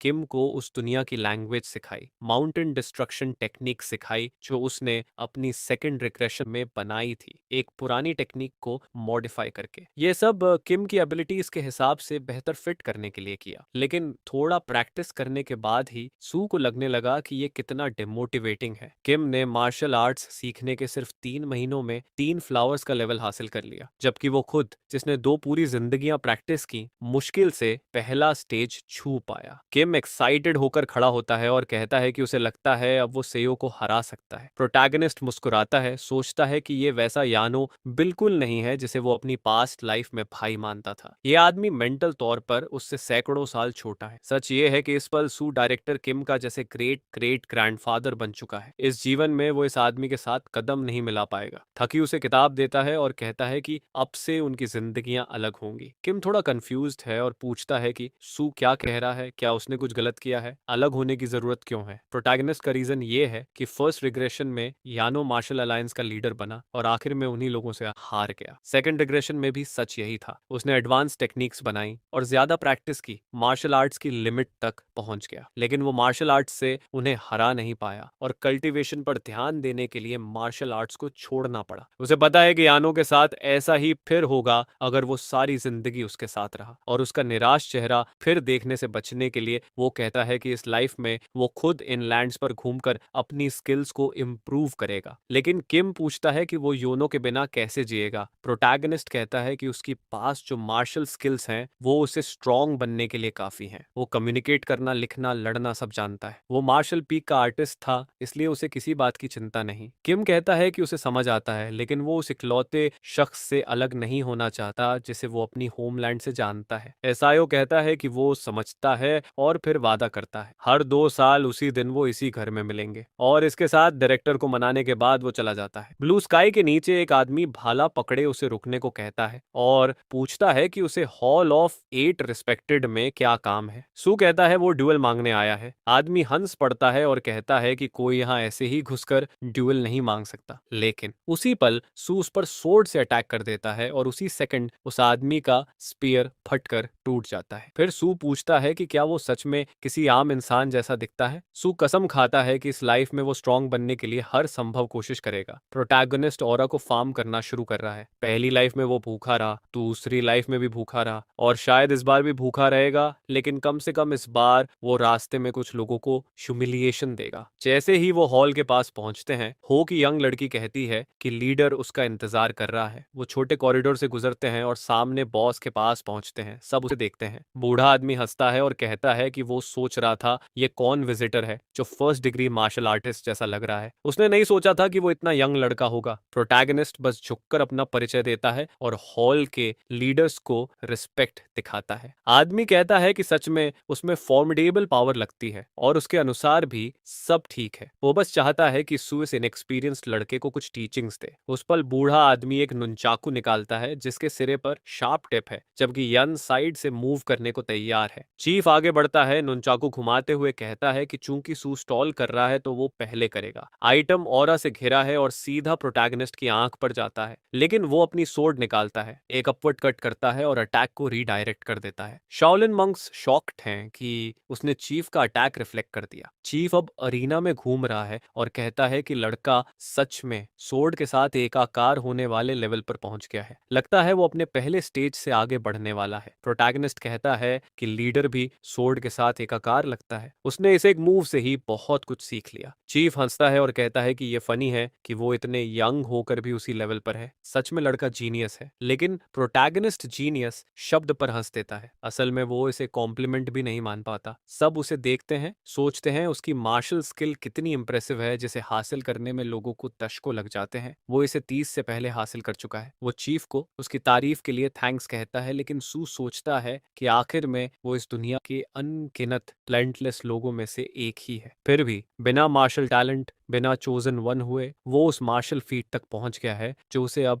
जीनियस कहकर लेबल कर रहा है। सच में रिग्रेशन एक अपॉर्चुनिटी थी, और अगर वो उसे जीनियस बनाना चाहते हैं तो इस बार वो एक जीनियस की तरह एक्ट करेगा। वो चीफ को बताता है कि अब से वो सोर्ड एनर्जी इस्तेमाल करेगा। चीफ उसे थैंक्स कहता है और कहता है कि ठीक है, वो भी अब सीरियस होगा। फिर सू माउंटेन डिस्ट्रक्शन टेक्निक का पहला फॉर्म अनलीश करता है और चीफ साइड में डॉज करता है। वो दूसरा फॉर्म अटैक करता है एंटरिंग द माउंटेन, तीसरा फॉर्म असेंडिंग वेन। लेकिन चीफ अपने नुनचाकू के आसपास एनर्जी एक्टिवेट करता है और एक सीरीज ऑफ स्ट्राइक्स करता है जिन्हें प्रोटैगनिस्ट डिफेंड करता जाता है। चीफ समझने की कोशिश कर रहा है कि ये बच्चा आखिर है क्या जो 30 का भी नहीं और इतनी बड़ी मार्शल स्किल्स रखता है। प्रोटैगनिस्ट साइड में मूव करता है और माउंटेन स्टेप का 7वां फॉर्म एक्टिवेट करता है। उसके कट्स में से एक चीफ के चेहरे पर लगता हुआ दिखता है। शाओलिन मंक्स शॉक्ड हैं, कहते हुए कि ये इम्पॉसिबल है, लीडर कैसे एक बच्चे से प्रेशर्ड हो सकता है। इसी समय सीओ 12वां फॉर्म डिलीवर कर रहा है, चीफ को पीछे हटने पर मजबूर करता हुआ। ऑडियंस कहती है कि ये सिर्फ स्पीड नहीं है, क्लियरली लड़के की सोर्ड में absurd पावर भरी है। एक अटैक लगता है, नुनचाकू कांप उठता है और चीफ डरता हुआ दिखता है। उस पल सीयू सोचता है कि अब इसे खत्म करने का टाइम है। वो आसमान में कूदता है, 7 लाइट्स टेक्निक एक्टिवेट करता है और अचानक चमकते हुए अनगिनत कट्स दिखाई देते हैं और मेनकू फटकर टूट जाता है। चीफ पूरी तरह से शॉक में खड़ा रह जाता है।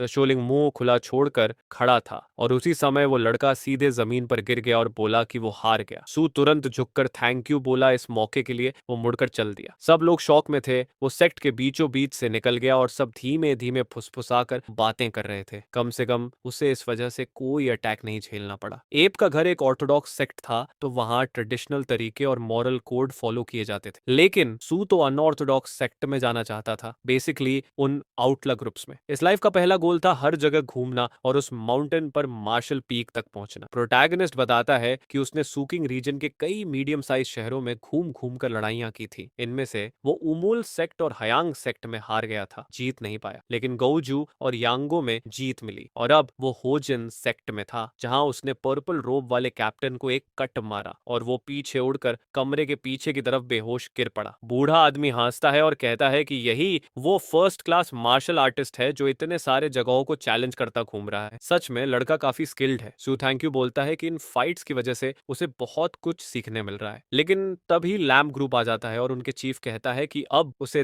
10 एल्डर्स का सामना करना पड़ेगा। उसी वक्त सू समझ जाता है कि अनऑर्थोडॉक्स सेक्ट ऐसे ही बदला लेते हैं। वो बोलता है कि उसे लगा था ये ड्यूएल उसकी जीत के साथ खत्म हो गया, कभी नहीं सुना कि एक के बाद एक इतने ड्यूएल्स हों, वो भी 10 के खिलाफ। चीफ हंसता है और बोलता है कि उसने ऐसा कभी नहीं सुना, ये बात बड़ी फनी है। सू जवाब देता है कि अगर दूसरे सेक्ट्स को पता चल गया कि होयंग ऐसे चलता है तो उनका नाम मिट्टी में मिल जाएगा। लेकिन चीफ कहता है कि असल में इस ड्यूएल में हुआ ये कि उसे एक छोटा सा कट लगा और वो कट इन्फेक्टेड हो गया और वो मर गया। सेक्ट ने उसकी बहुत केयर की। लड़का कोशिश करता रहा जिंदा रहने, लेकिन चाहे सबने कितना भी ट्राई किया वो मर गया। अब क्योंकि वो डेड मैन है तो कोई डिनाई भी नहीं कर सकता। एसआईओ पहले ही सराउंडेड था और देख रहा था कि ये सारे लोग उससे भी ज्यादा पागल है। चीफ फिर बोलता है कि उसकी मौत से ही उनकी रेपुटेशन बची रहेगी, लेकिन तभी एसईओ मुस्कुराता है, सोचते हुए कि वो इसी के लिए यहाँ आया था। वो बोलता है कि ठीक है, अटैक करो। वो इस रिडिकुलस ड्यूएल को एक्सेप्ट करता है। सब उसकी तरफ बढ़ते हैं और वो सोचता है कि अब असली कॉम्बैट एक्सपीरियंस लेने का समय आ। सीन बदलकर रात के एक बार में आ जाता है। सब लोग ड्रिंक कर रहे हैं और बात कर रहे हैं उस मार्शल आर्टिस्ट की जिसने होयांग को चैलेंज करने की हिम्मत की थी। अफसोस कि इतना टैलेंटेड लड़का ऐसे मर गया। मोहॉग वाला बोलता है कि वो खुद भी पागल था ऐसे आउटलॉज को चैलेंज करने में। व्हाइट हेयर वाला हंसता है कि ये लड़का बहुत नाइव था, जैसे सब कुछ वैसे ही होता है जैसे तुम एक्सपेक्ट करते हो। तीसरा खड़ा हुआ आदमी बोलता है कि लड़के ने अपनी एरोगेंस से अपनी मौत तेज कर। होयंग भले ही सेक्ट का नाम हो, पर असल में सब जानते हैं वो बैंडिट्स का ग्रुप है। अफसोस कि इस वक्त लड़के का शरीर शायद दफन भी हो चुका होगा। लेकिन तभी कोई हॉल में अंदर आता है। वेटर मुड़कर वेलकम बोलने जाता है और वो एसईओ है, पूरा पसीने में भीगा हुआ। एसआईओ कटो से भरा हुआ कहता है, एक बकेट इंस्टेंट नूडल्स प्लीज। आदमी स्टन्ड होकर बोलता है ठीक है, और अंदर आने को कहता है। एसईओ जैसे ही रुकता है, वो तीनों बेवकूफ बस वहीं खड़े रह जाते हैं, कोई कुछ नहीं बोल पाता। असलियत ये थी कि उन हरामियों ने उसे लगभग सच में मार ही दिया था। सिर्फ 10 के खिलाफ एक नहीं था, उनकी तलवार भी जहरीली थी। किस्मत से जब वो अलायंस के अपर रैंक्स में काम करता था, उसने कई मेडिकल टेक्निक सीखी थी। अगर उसने उस वक्त हीलिंग पिल नहीं ली होती तो वो सच में वहीं मर जाता। और जैसे ही उसने 10 एल्डर्स को मार गिराया, बूढ़ा चीखा कि उसे अभी मार डालो, चाहे जो भी करना पड़े। तभी अलायंस के सारे मेंबर्स फॉर्मेशन में उस पर अटैक करने आ गए। आखिर में जिंदा रहने के लिए एसयू को जानवर की तरह लड़ना पड़ा, लेकिन वो यहाँ है जिंदा और शांत। पार में अभी अभी लीडर के सीने में छुरा घोंपने के बाद उसने सबको नहीं मारा, बस उनके टेंडन्स काट। यानी अब कोई बदला लेने भी आएगा तो चल नहीं पाएगा, जिंदगी भर के लिए क्रिपल्ड। वो नोटिस करता है कि रच्ची बहुत कांप रहा है। उसने इतने स्टिमुलेंट्स लिए थे कि रिलैक्स होना नामुमकिन था। शायद इतनी मात्रा में लेने के बाद वो अगले दिनों तक सो भी ना पाए। शायद यही परफेक्ट मोमेंट था किसी ऑर्थोडॉक्स सेक्ट को चैलेंज करने का। उसने नूडल्स खत्म किए, सोर्ड उठाई और बाहर निकल, और यहीं से उसकी लेजेंड फैलनी शुरू हुई। होमयंग सेक्ट पर जीत के तुरंत बाद वो यंग मार्शल मास्टर ने एक बाउल इंस्टेंट नूडल्स खाया और अपनी जर्नी जारी रखी। ये पागलपन वाला इवेंट लोगों में तेजी से फैल गया और स्योगी में एक रूमर शुरू हो गया। कुछ ही समय बाद लोग उसे उसके नए मार्शल टाइटल से बुलाने लगे। इन्फिनिट फाइट का स्पिरिट सू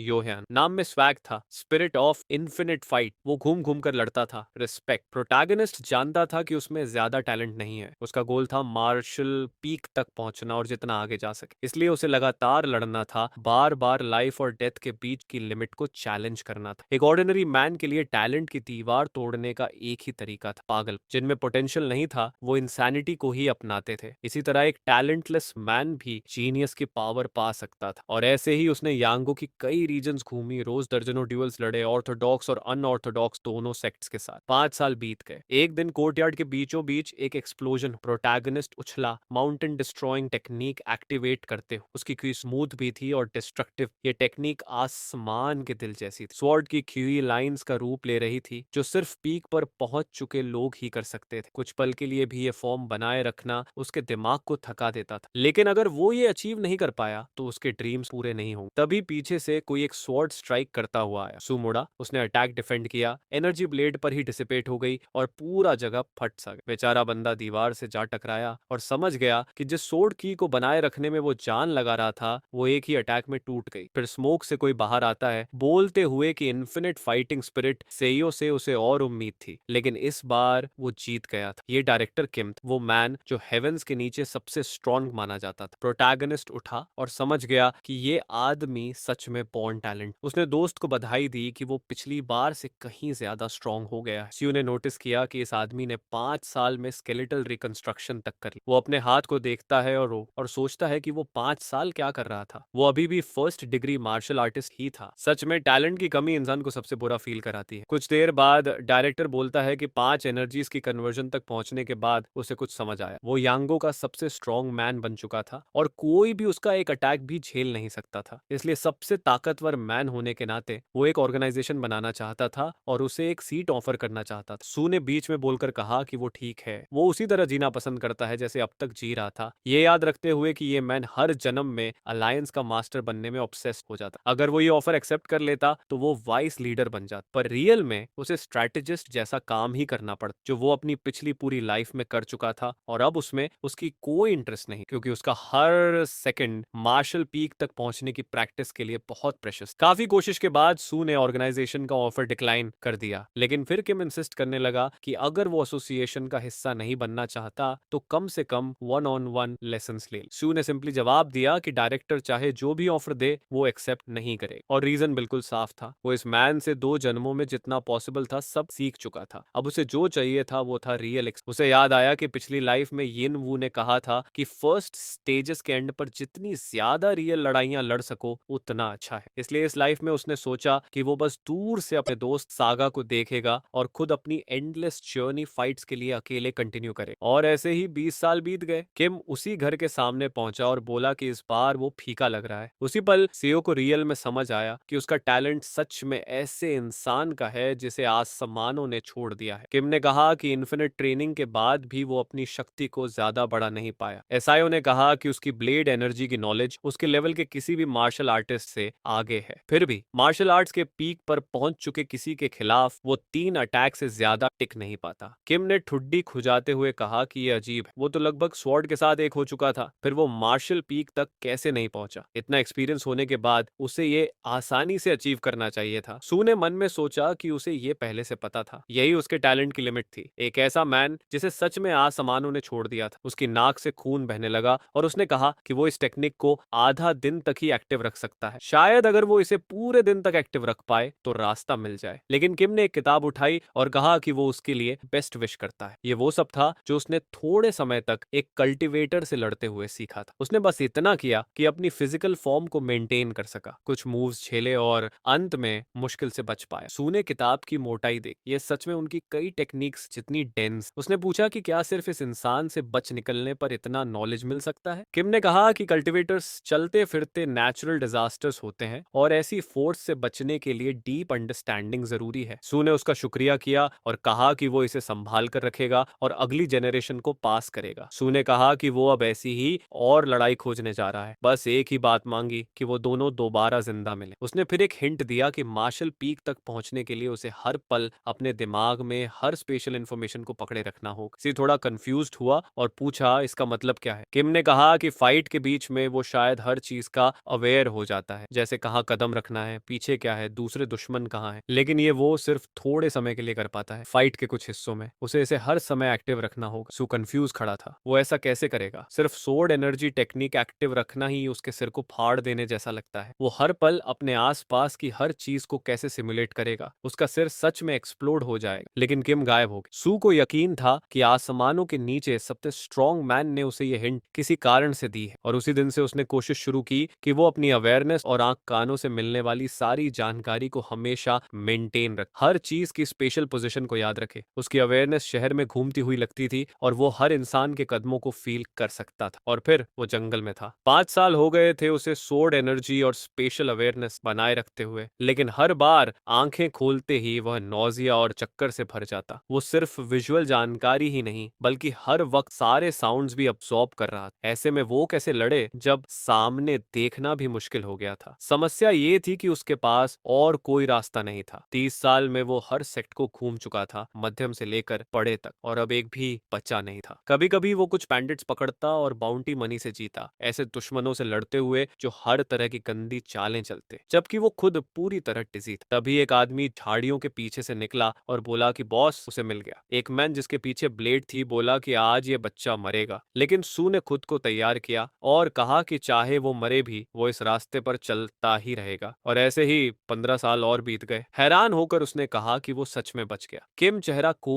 से भरा हुआ बोला कि हाँ, वो फिर से जिंदा बच निकला। 45 साल हो चुके थे उसे लौटे हुए। आखिरकार वो उस स्टेज पर पहुंच चुका था जहां वो सुनने, देखने, छूने, चखने और सूंघने तक पांचों सेंसेस को उन्नत लेवल पर याद और प्रोसेस कर सकता था। फिर भी वो मार्शल आर्टिस्ट के पीक तक नहीं पहुंच पाया। वो भौहें चढ़ाकर सोचता रहा कि ये पॉसिबल कैसे है। उसी वक्त किम बोला कि अब कल्टीवेटर्स उसका पीछा कर रहे हैं और उसे मारने पर इनाम भी रखा है। दो ने उस पर ट्रैप लगाने की कोशिश की, वो मुश्किल से बच पाया। इस बार उसने उनके चेहरे पर एक कट छोड़ दिया था। सू ने सिर झुकाते हुए कहा कि अपेरेंटली उसे फिर से ग्रेट नॉलेज मिला है, लेकिन किम ने कहा कि असल में ऐसा नहीं है। उसे सिर्फ ये समझ आया है कि फॉर्मेशन स्टेज वाले कल्टीवेटर का सामना करना इम्पॉसिबल है। अगर वो तुरंत एस्केप न करे तो उसी पल मर जाएगा। इसलिए उसे लगता है कि 5 कन्वर्जिंग एनर्जीज शायद मार्शल आर्टिस्ट की लिमिट ही है, और शायद जिन टेक्निक्स का वो पालन कर रहा है उनके ऑथर भी इसी नतीजे पर पहुंचे हों। चाहे कोई मॉर्टल कुछ भी कर ले, वो कल्टीवेटर को कभी हरा नहीं सकता। उस पल सू ने खुद को किम में देखा। सामने वाला मैन टैलेंट में आसमानों का दुलारा था, जबकि वो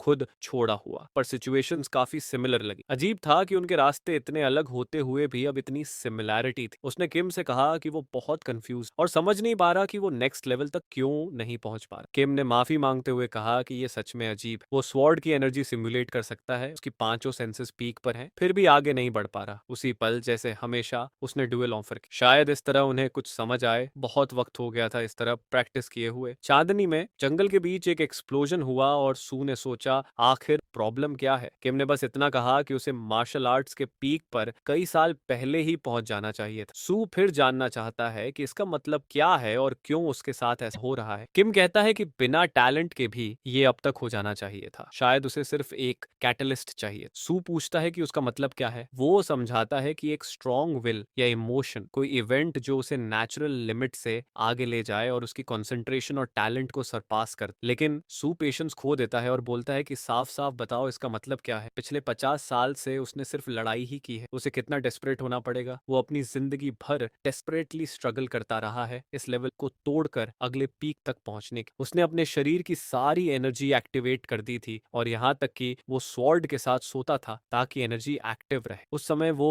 अपने ड्रीम्स में जो भी एक्सपीरियंस करता था उसे प्रोसेस और मेमोराइज कर पाता था। वो जमीन पर गिर जाता है डेस्परेटली पूछते हुए कि क्यों क्यों हेवंस उसे नेक्स्ट स्टेप नहीं दिखाते। उस पल उसे एहसास होता है कि 70 साल का मैन होकर भी वो हेवंस को अपनी किस्मत के लिए कर्स कर रहा है। पर स्वॉर्ड के रास्ते पर पूरी उम्र चलने के बावजूद उसे नेक्स्ट स्टेज का कोई अंदाजा नहीं। ये देखकर किम स्वॉर्ड से कुछ कट्स बनाता है और कहता है कि उसने एक मार्शल आर्ट ड्रॉ की है जो शायद उसकी वीक पॉइंट्स को अब भी के लिए स्ट्रॉन्ग कर दे। ये किसी भी तरह गारंटी नहीं था, पर इसे सीखना उसे काम कर सकता था। प्रोटैगनिस्ट पेड़ के ऊपर बनी इंस्क्रिप्शंस देखकर बस कहता है कि एक बार फिर वो हवा में गायब हो गया म्यूजिक, और उसी के साथ 5 साल बीत जाते हैं। उसे वापस आए हुए 50 साल से ज्यादा हो गया है और अब उसे पता है कि उसके पास ज्यादा साल नहीं बचे। आसमान की तरफ देखते हुए वो पूछता है कि क्या योंग हुन अब तक मर चुका होगा। शायद एक बार फिर किस्मत उन्हें इसी मोड़ पर लेकर आई है। उसका टैलेंट यहीं खत्म होता है और योंग हुन की तरह वो भी वो नहीं कर पाया जो चाहता था। चाहे मॉर्टल्स कितना भी सफर करें, वो हेवंस की फेट से नहीं बच सकते। तभी किम उसके पीछे आकर पूछता है कि वो क्या बकवास कर रहा है, लेकिन वो 2 हाथों के बिना पूरी तरह खत्म सा लग रहा था। सू तुरंत पास आकर पूछता है कि क्या हुआ, वो इतना वॉर्न आउट क्यों दिख रहा है। वो कहता है कि वो दवाई लेने जा रहा है, लेकिन उसी सेकंड किम उसे अपनी पीठ पर लेकर उड़ जाता है। अब उसे एहसास होता है कि वो कैरी हो रहा है, पर आदमी के तो हाथ भी नहीं है, वो पकड़ कैसे रहा है। किम उसे पीछे देखने को कहता है और वो देखता है कि एक कल्टीवेटर उन्हें चेस कर रहा है, ये किसी और का हाथ उड़ाने की कीमत। किम लेकिन एक्साइटेड था, कह रहा था कि वो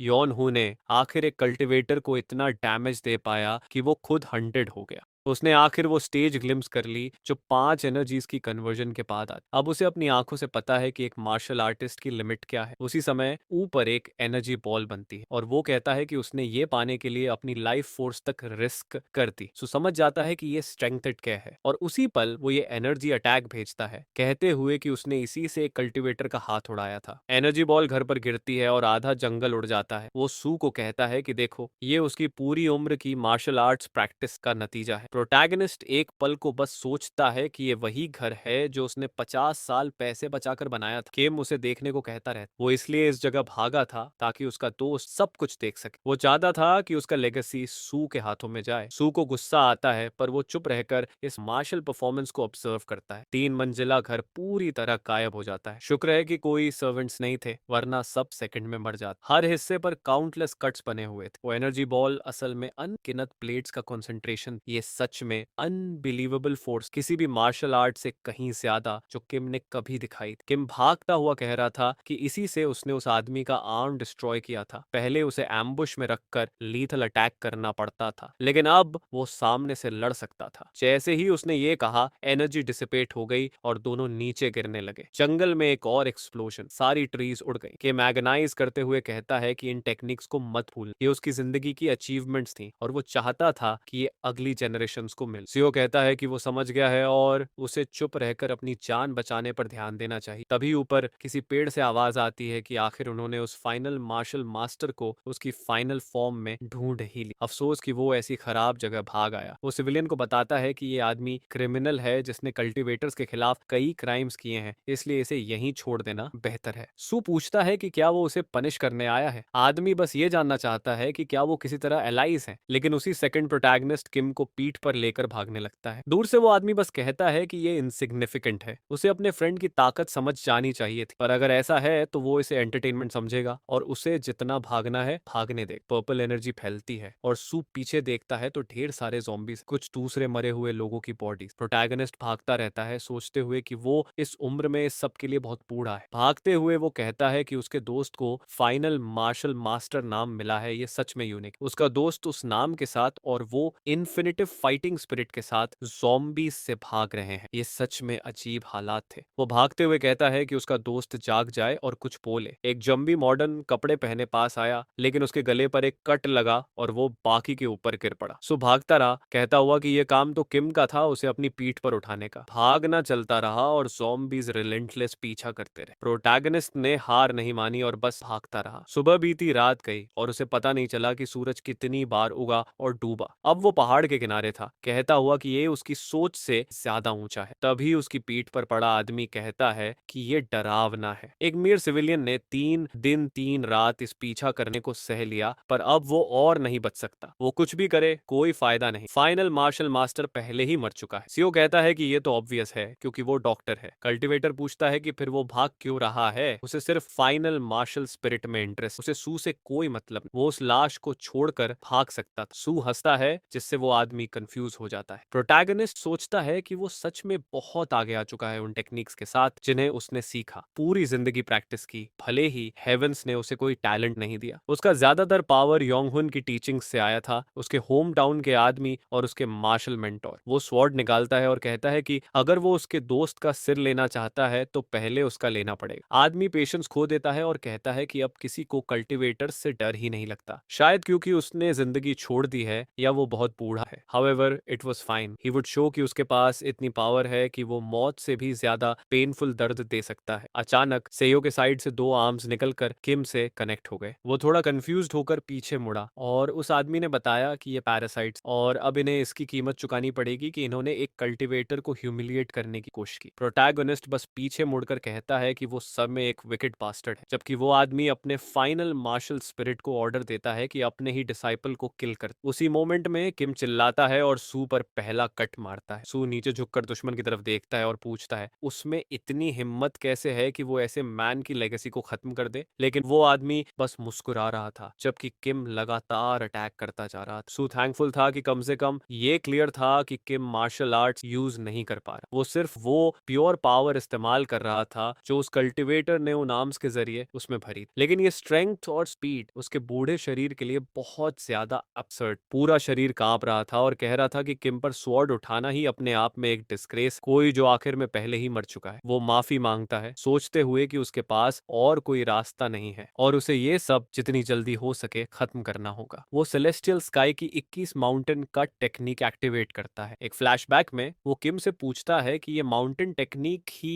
एक ऐसी क्यों है जिसका नाम माउंटेन नहीं बल्कि लेक पर रखा गया। सच ये था कि ये टेक्निक किम ने खुद क्रिएट की थी, तो हमारा लड़का क्यूरियस था कि क्या इसका कोई स्पेशल मीनिंग था। किम पीछे गिरता है और कहता है कि सेलेस्टियल लेक उसे माउंट ब्यू के ऊपर वाले लेक हटाप की याद दिलाती। अपेरेंटली ये कोरिया की एक रीजन है जहां वो लोग रहते थे और किम सोचता है कि जिसने भी ये टेक्निक बनाई होगी वो भी शायद कोरिया से ही आया होगा। फिर किम को एहसास हुआ कि इस टेक्निक का नाम इसलिए पड़ा क्योंकि वो लेक आसमान और माउंटेन्स को रिफ्लेक्ट करती है और उसकी सरफेस इंटैक्ट रहती है। आसमान मतलब वो सब कुछ जो वो सीखता आया था और लेक जो आसमान को रिफ्लेक्ट करती थी। ये उसी एक अटैक का मीनिंग था। अचानक किम के बॉडी के सेंटर में जैसे कोई जोरदार हिट लगता है और सेयो एक्सप्लेन करता है कि ये टेक्निक थोड़े वक्त के लिए एनिमी की एनर्जी को अपने कट में यूज कर सकती है। ये बहुत यूनिक मूव था और एक ऐसी मार्शल आर्ट थी जो सिर्फ उसके लिए बनाई गई थी। अगर म्योंग हन का शरीर इंटैक्ट रहा तो वो ज़ॉम्बी की तरह इस्तेमाल होता रहेगा और इसलिए उसे इंश्योर करना था कि उसका कोई भी हिस्सा जिंदा न बचे। वो सारी एनर्जी को अपनी सोर्ड शीथ में जमा करता है, सारी टेक्निक्स को कंबाइन करता है और एक सिंगल अटैक बनाने की कोशिश करता है। जब वो अटैक अनलीश करने ही वाला होता है, अचानक किम एक फ्लैश की बॉल में बदलने लगता है। प्रोटैगनिस्ट समझ जाता है कि उस हरामी कल्टीवेटर ने किम को और ज्यादा पावर और स्पीड दे दी है। उसे पता था कि उसकी जान अब खत्म होने वाली है, तो वो उसी मोमेंट को इस्तेमाल करता है ताकि उसका मास्टर ये ह्यूमिलिएशन न झेले। वो किम की तरफ चार्ज करता है, किम आर्म्स उठाता है और प्रोटैगनिस्ट कसम खाता है कि वो अभी नहीं मर सकता। उसके आसपास की हवा, आवाजें, गंध, ह्यूमिडिटी, टेम्परेचर, वो हर सेंसेशन अब्सॉर्ब करता है, चाहे उसका दिमाग फटने ही क्यों न वाला हो। उसी मोमेंट में उसकी आंख जलती है और वो कहता है कि वो सब कुछ एशेज में बदल, लेकिन अचानक उसे कुछ अजीब सा महसूस होता है और वो एक सेकंड के लिए रुक जाता है। उसका दिमाग जो फटने की कगार पर था, प्रेशर के नीचे टूटने के बजाय कुछ पार करता हुआ लगता है। वो खुद को एक वॉइड में देखता है और सोचता है कि क्या वो किसी इल्यूजन में गिर गया है या फिर वो पूरी तरह पागल हो रहा है। तभी उसे किम के हाथ से निकलती कुछ रेड लाइंस दिखाई देती। अटैक जोर से जमीन पर गिरता है लेकिन वो उससे बच जाता है। नोटिस करता है कि उसकी अपनी स्वॉर्ड पर भी एक अजीब सी ब्लू लाइन है। वो बस उसी लाइन को फॉलो करता है और कट सीधे किम की चेस्ट पे लगता है। उसी मोमेंट में वो सोचता है कि क्या यही मार्शल आर्टिस्ट की वो विजन है जिसने पीक हासिल कर ली हो। और उसे अजीब लगता है कि किम मुस्कुरा रहा था, वो इंसान जो हेवेंस से ब्लेस्ड टैलेंट लेकर आया था, और वो खुद जिसे हेवेंस ने रिजेक्ट कर दिया था। दोनों पोलर ऑपोजिट थे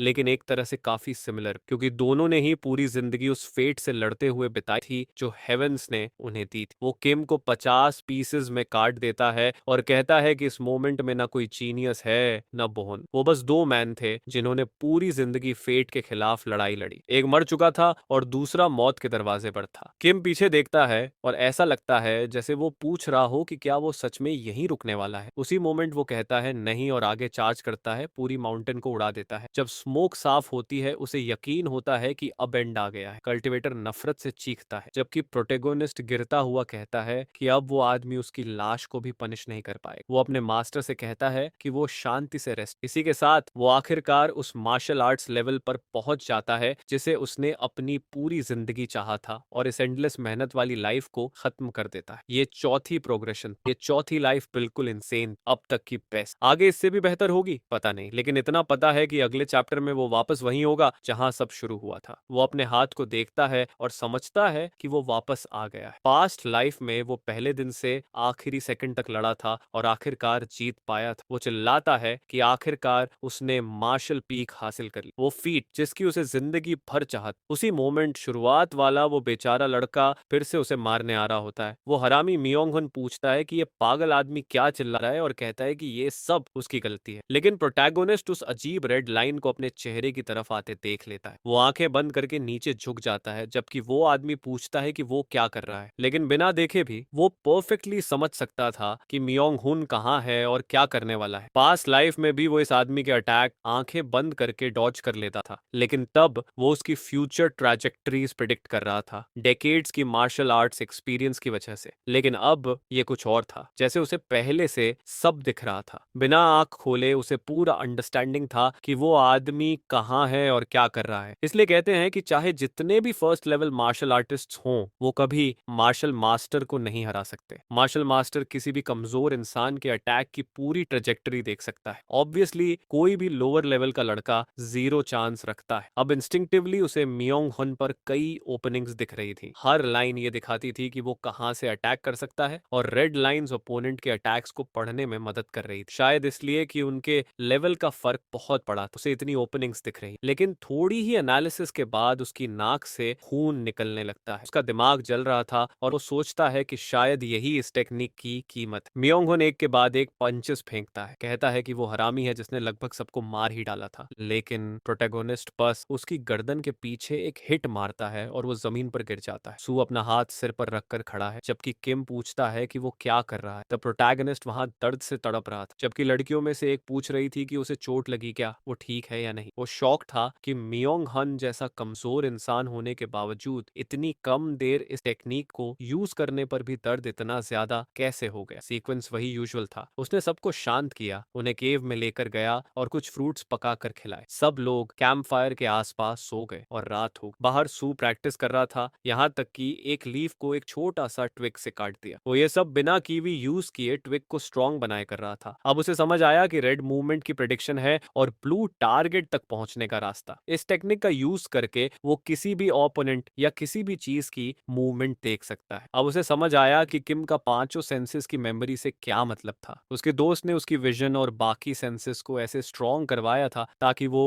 ओपोनेंट्स की ट्रेजेक्टरी कैलकुलेट कर सके। ट्विग के टिप से ही उसे समझ आ रहा था कि हर लीफ को कैसे डिस्ट्रॉय करना है। सच में मार्शल विजन इनक्रेडिबल। उसी मोमेंट वो चांद को देखता है, एक सेकंड कॉन्सेंट्रेट करता है और जैसे ही आंख खोलता है कई लोग उस पर अटैक कर रहे होते हैं। एक सेकंड में, बस एक मूवमेंट में उसे उन सब पर ब्लू लाइन दिखती है और वो अटैक शुरू करके सबको खत्म कर देता है। सूरज उग चुका था और वो खुश था कि आखिरकार वो मार्शल पीक तक पहुंच गया। ऑब्वियसली फिर भी उसका सिर फटने जैसा लग रहा था, और ये सिर्फ लीव्स से फाइट करने के बाद था। थोड़ी देर बाद उसने 8 बैम्बू रूट्स उठाए और उनके साथ प्रैक्टिस शुरू। बॉडी को स्ट्रेंथन करते हुए वो अब कम से कम 3 घंटे तक अपनी विजन को मेंटेन कर सकता था। इस लाइफ में वो इतना स्ट्रांग था कि सबके साथ जो चाहे कर सकता था, खासकर इसीलिए क्योंकि अब उसे कुछ बेचने की जरूरत नहीं थी। वो सिर्फ मार्शल पावर से ही पैसा कमा सकता था। केव में वापस आकर वो किम को देख रहा था। ये लड़का उन सारी चीजों के 6 वॉल्यूम्स पूरी कर चुका था जो उसने उसके लिए ढूंढी थी, और वो मरने से पहले फाइनल टीचिंग्स भी देख पाया था। यही सारी नॉलेज थी जो उसे किम को देनी थी। पक्का इस लाइफ में किम योंग अगले लाइफ वाले किम से भी आगे निकल जाएगा। इसका मतलब ये भी है कि इस बार किम उसे जो सिखाएगा वो उसकी इमेजिनेशन से भी आगे होगा। उसे नहीं पता कि वो अगले स्टेज तक कैसे पहुंचेगा, लेकिन बाकी लोगों के उलट वो और कुछ कर भी नहीं सकता था सिवाय एंडलेसली ट्रेन करते रहने के, विजन टेक्निक प्रैक्टिस करना और दिमाग को उसकी आदत डाल। इस लाइफ का पहला गोल था कि इस टेक्निक का यूज करते समय उसे कोई पेन ना फील हो, और आखिरकार वो 3 फ्लावर्स के लेवल तक पहुंच, वही लेवल जहां किम आमतौर पर 3 साल प्रैक्टिस करके पहुंच जाता। हे भगवान, कितनी अनफेयर लाइफ है। लेकिन प्रोटैगनिस्ट बोलता है कि अब वो आखिरकार मार्शल वर्ल्ड के पिनेकल 1 की तरह जिएगा। अगली सुबह आती है और हमेशा की तरह फॉक्स, जो इस फॉरेस्ट की मास्टर थी, इस लाइफ में भी प्राइस कलेक्ट करने आती है। सू अपना हाथ आगे बढ़ाता है और उसी मोमेंट वो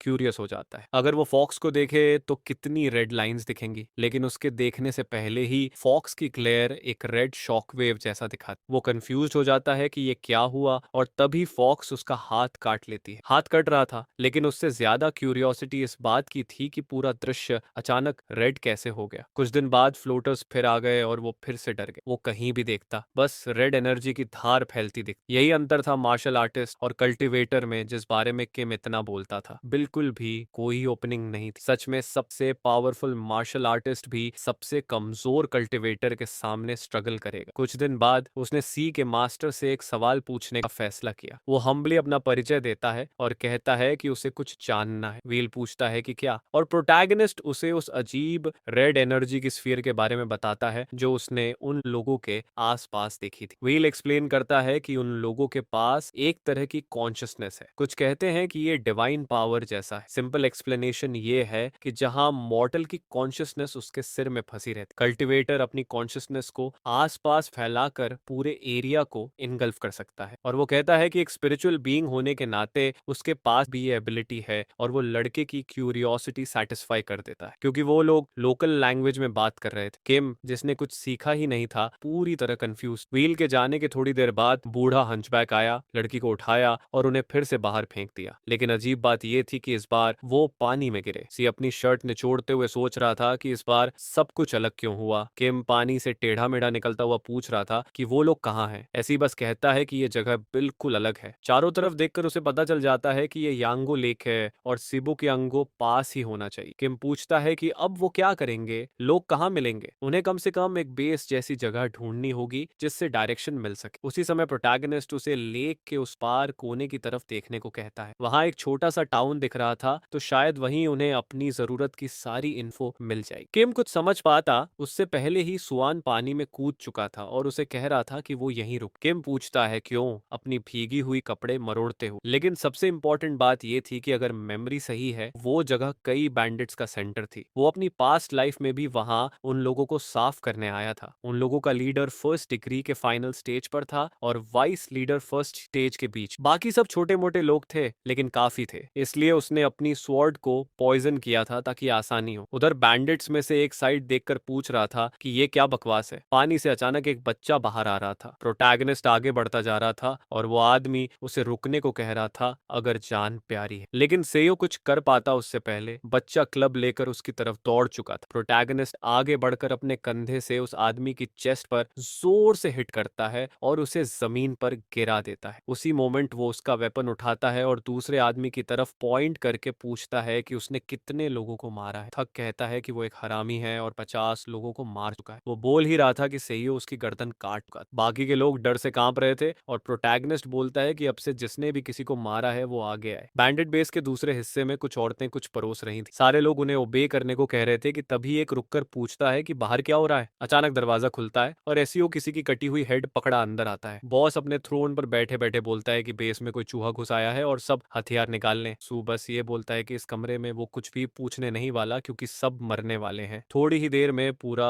बेस लाशों से भर जाता है और बॉस जमीन पर पड़ा दया की भीख मांग रहा होता है। सू बस ये जानना चाहता है कि उसे यहाँ आए कितना समय हुआ। बॉस कहता है 15 मिनट। सीडो सोचता है कि अपने पास्ट लाइफ में उसे पूरा दिन लग गया था, उसे यहाँ आग लगानी पड़ी थी, पॉइजन यूज करना पड़ा था और ये सब बहुत मुश्किल था, लेकिन अब वो सब 15 मिनट में, और वो भी एक ब्रांच से कर चुका था। बॉस उसे रोकते हुए बोलता है कि रुको, वो उसे ट्रेजर का पता बता सकता है।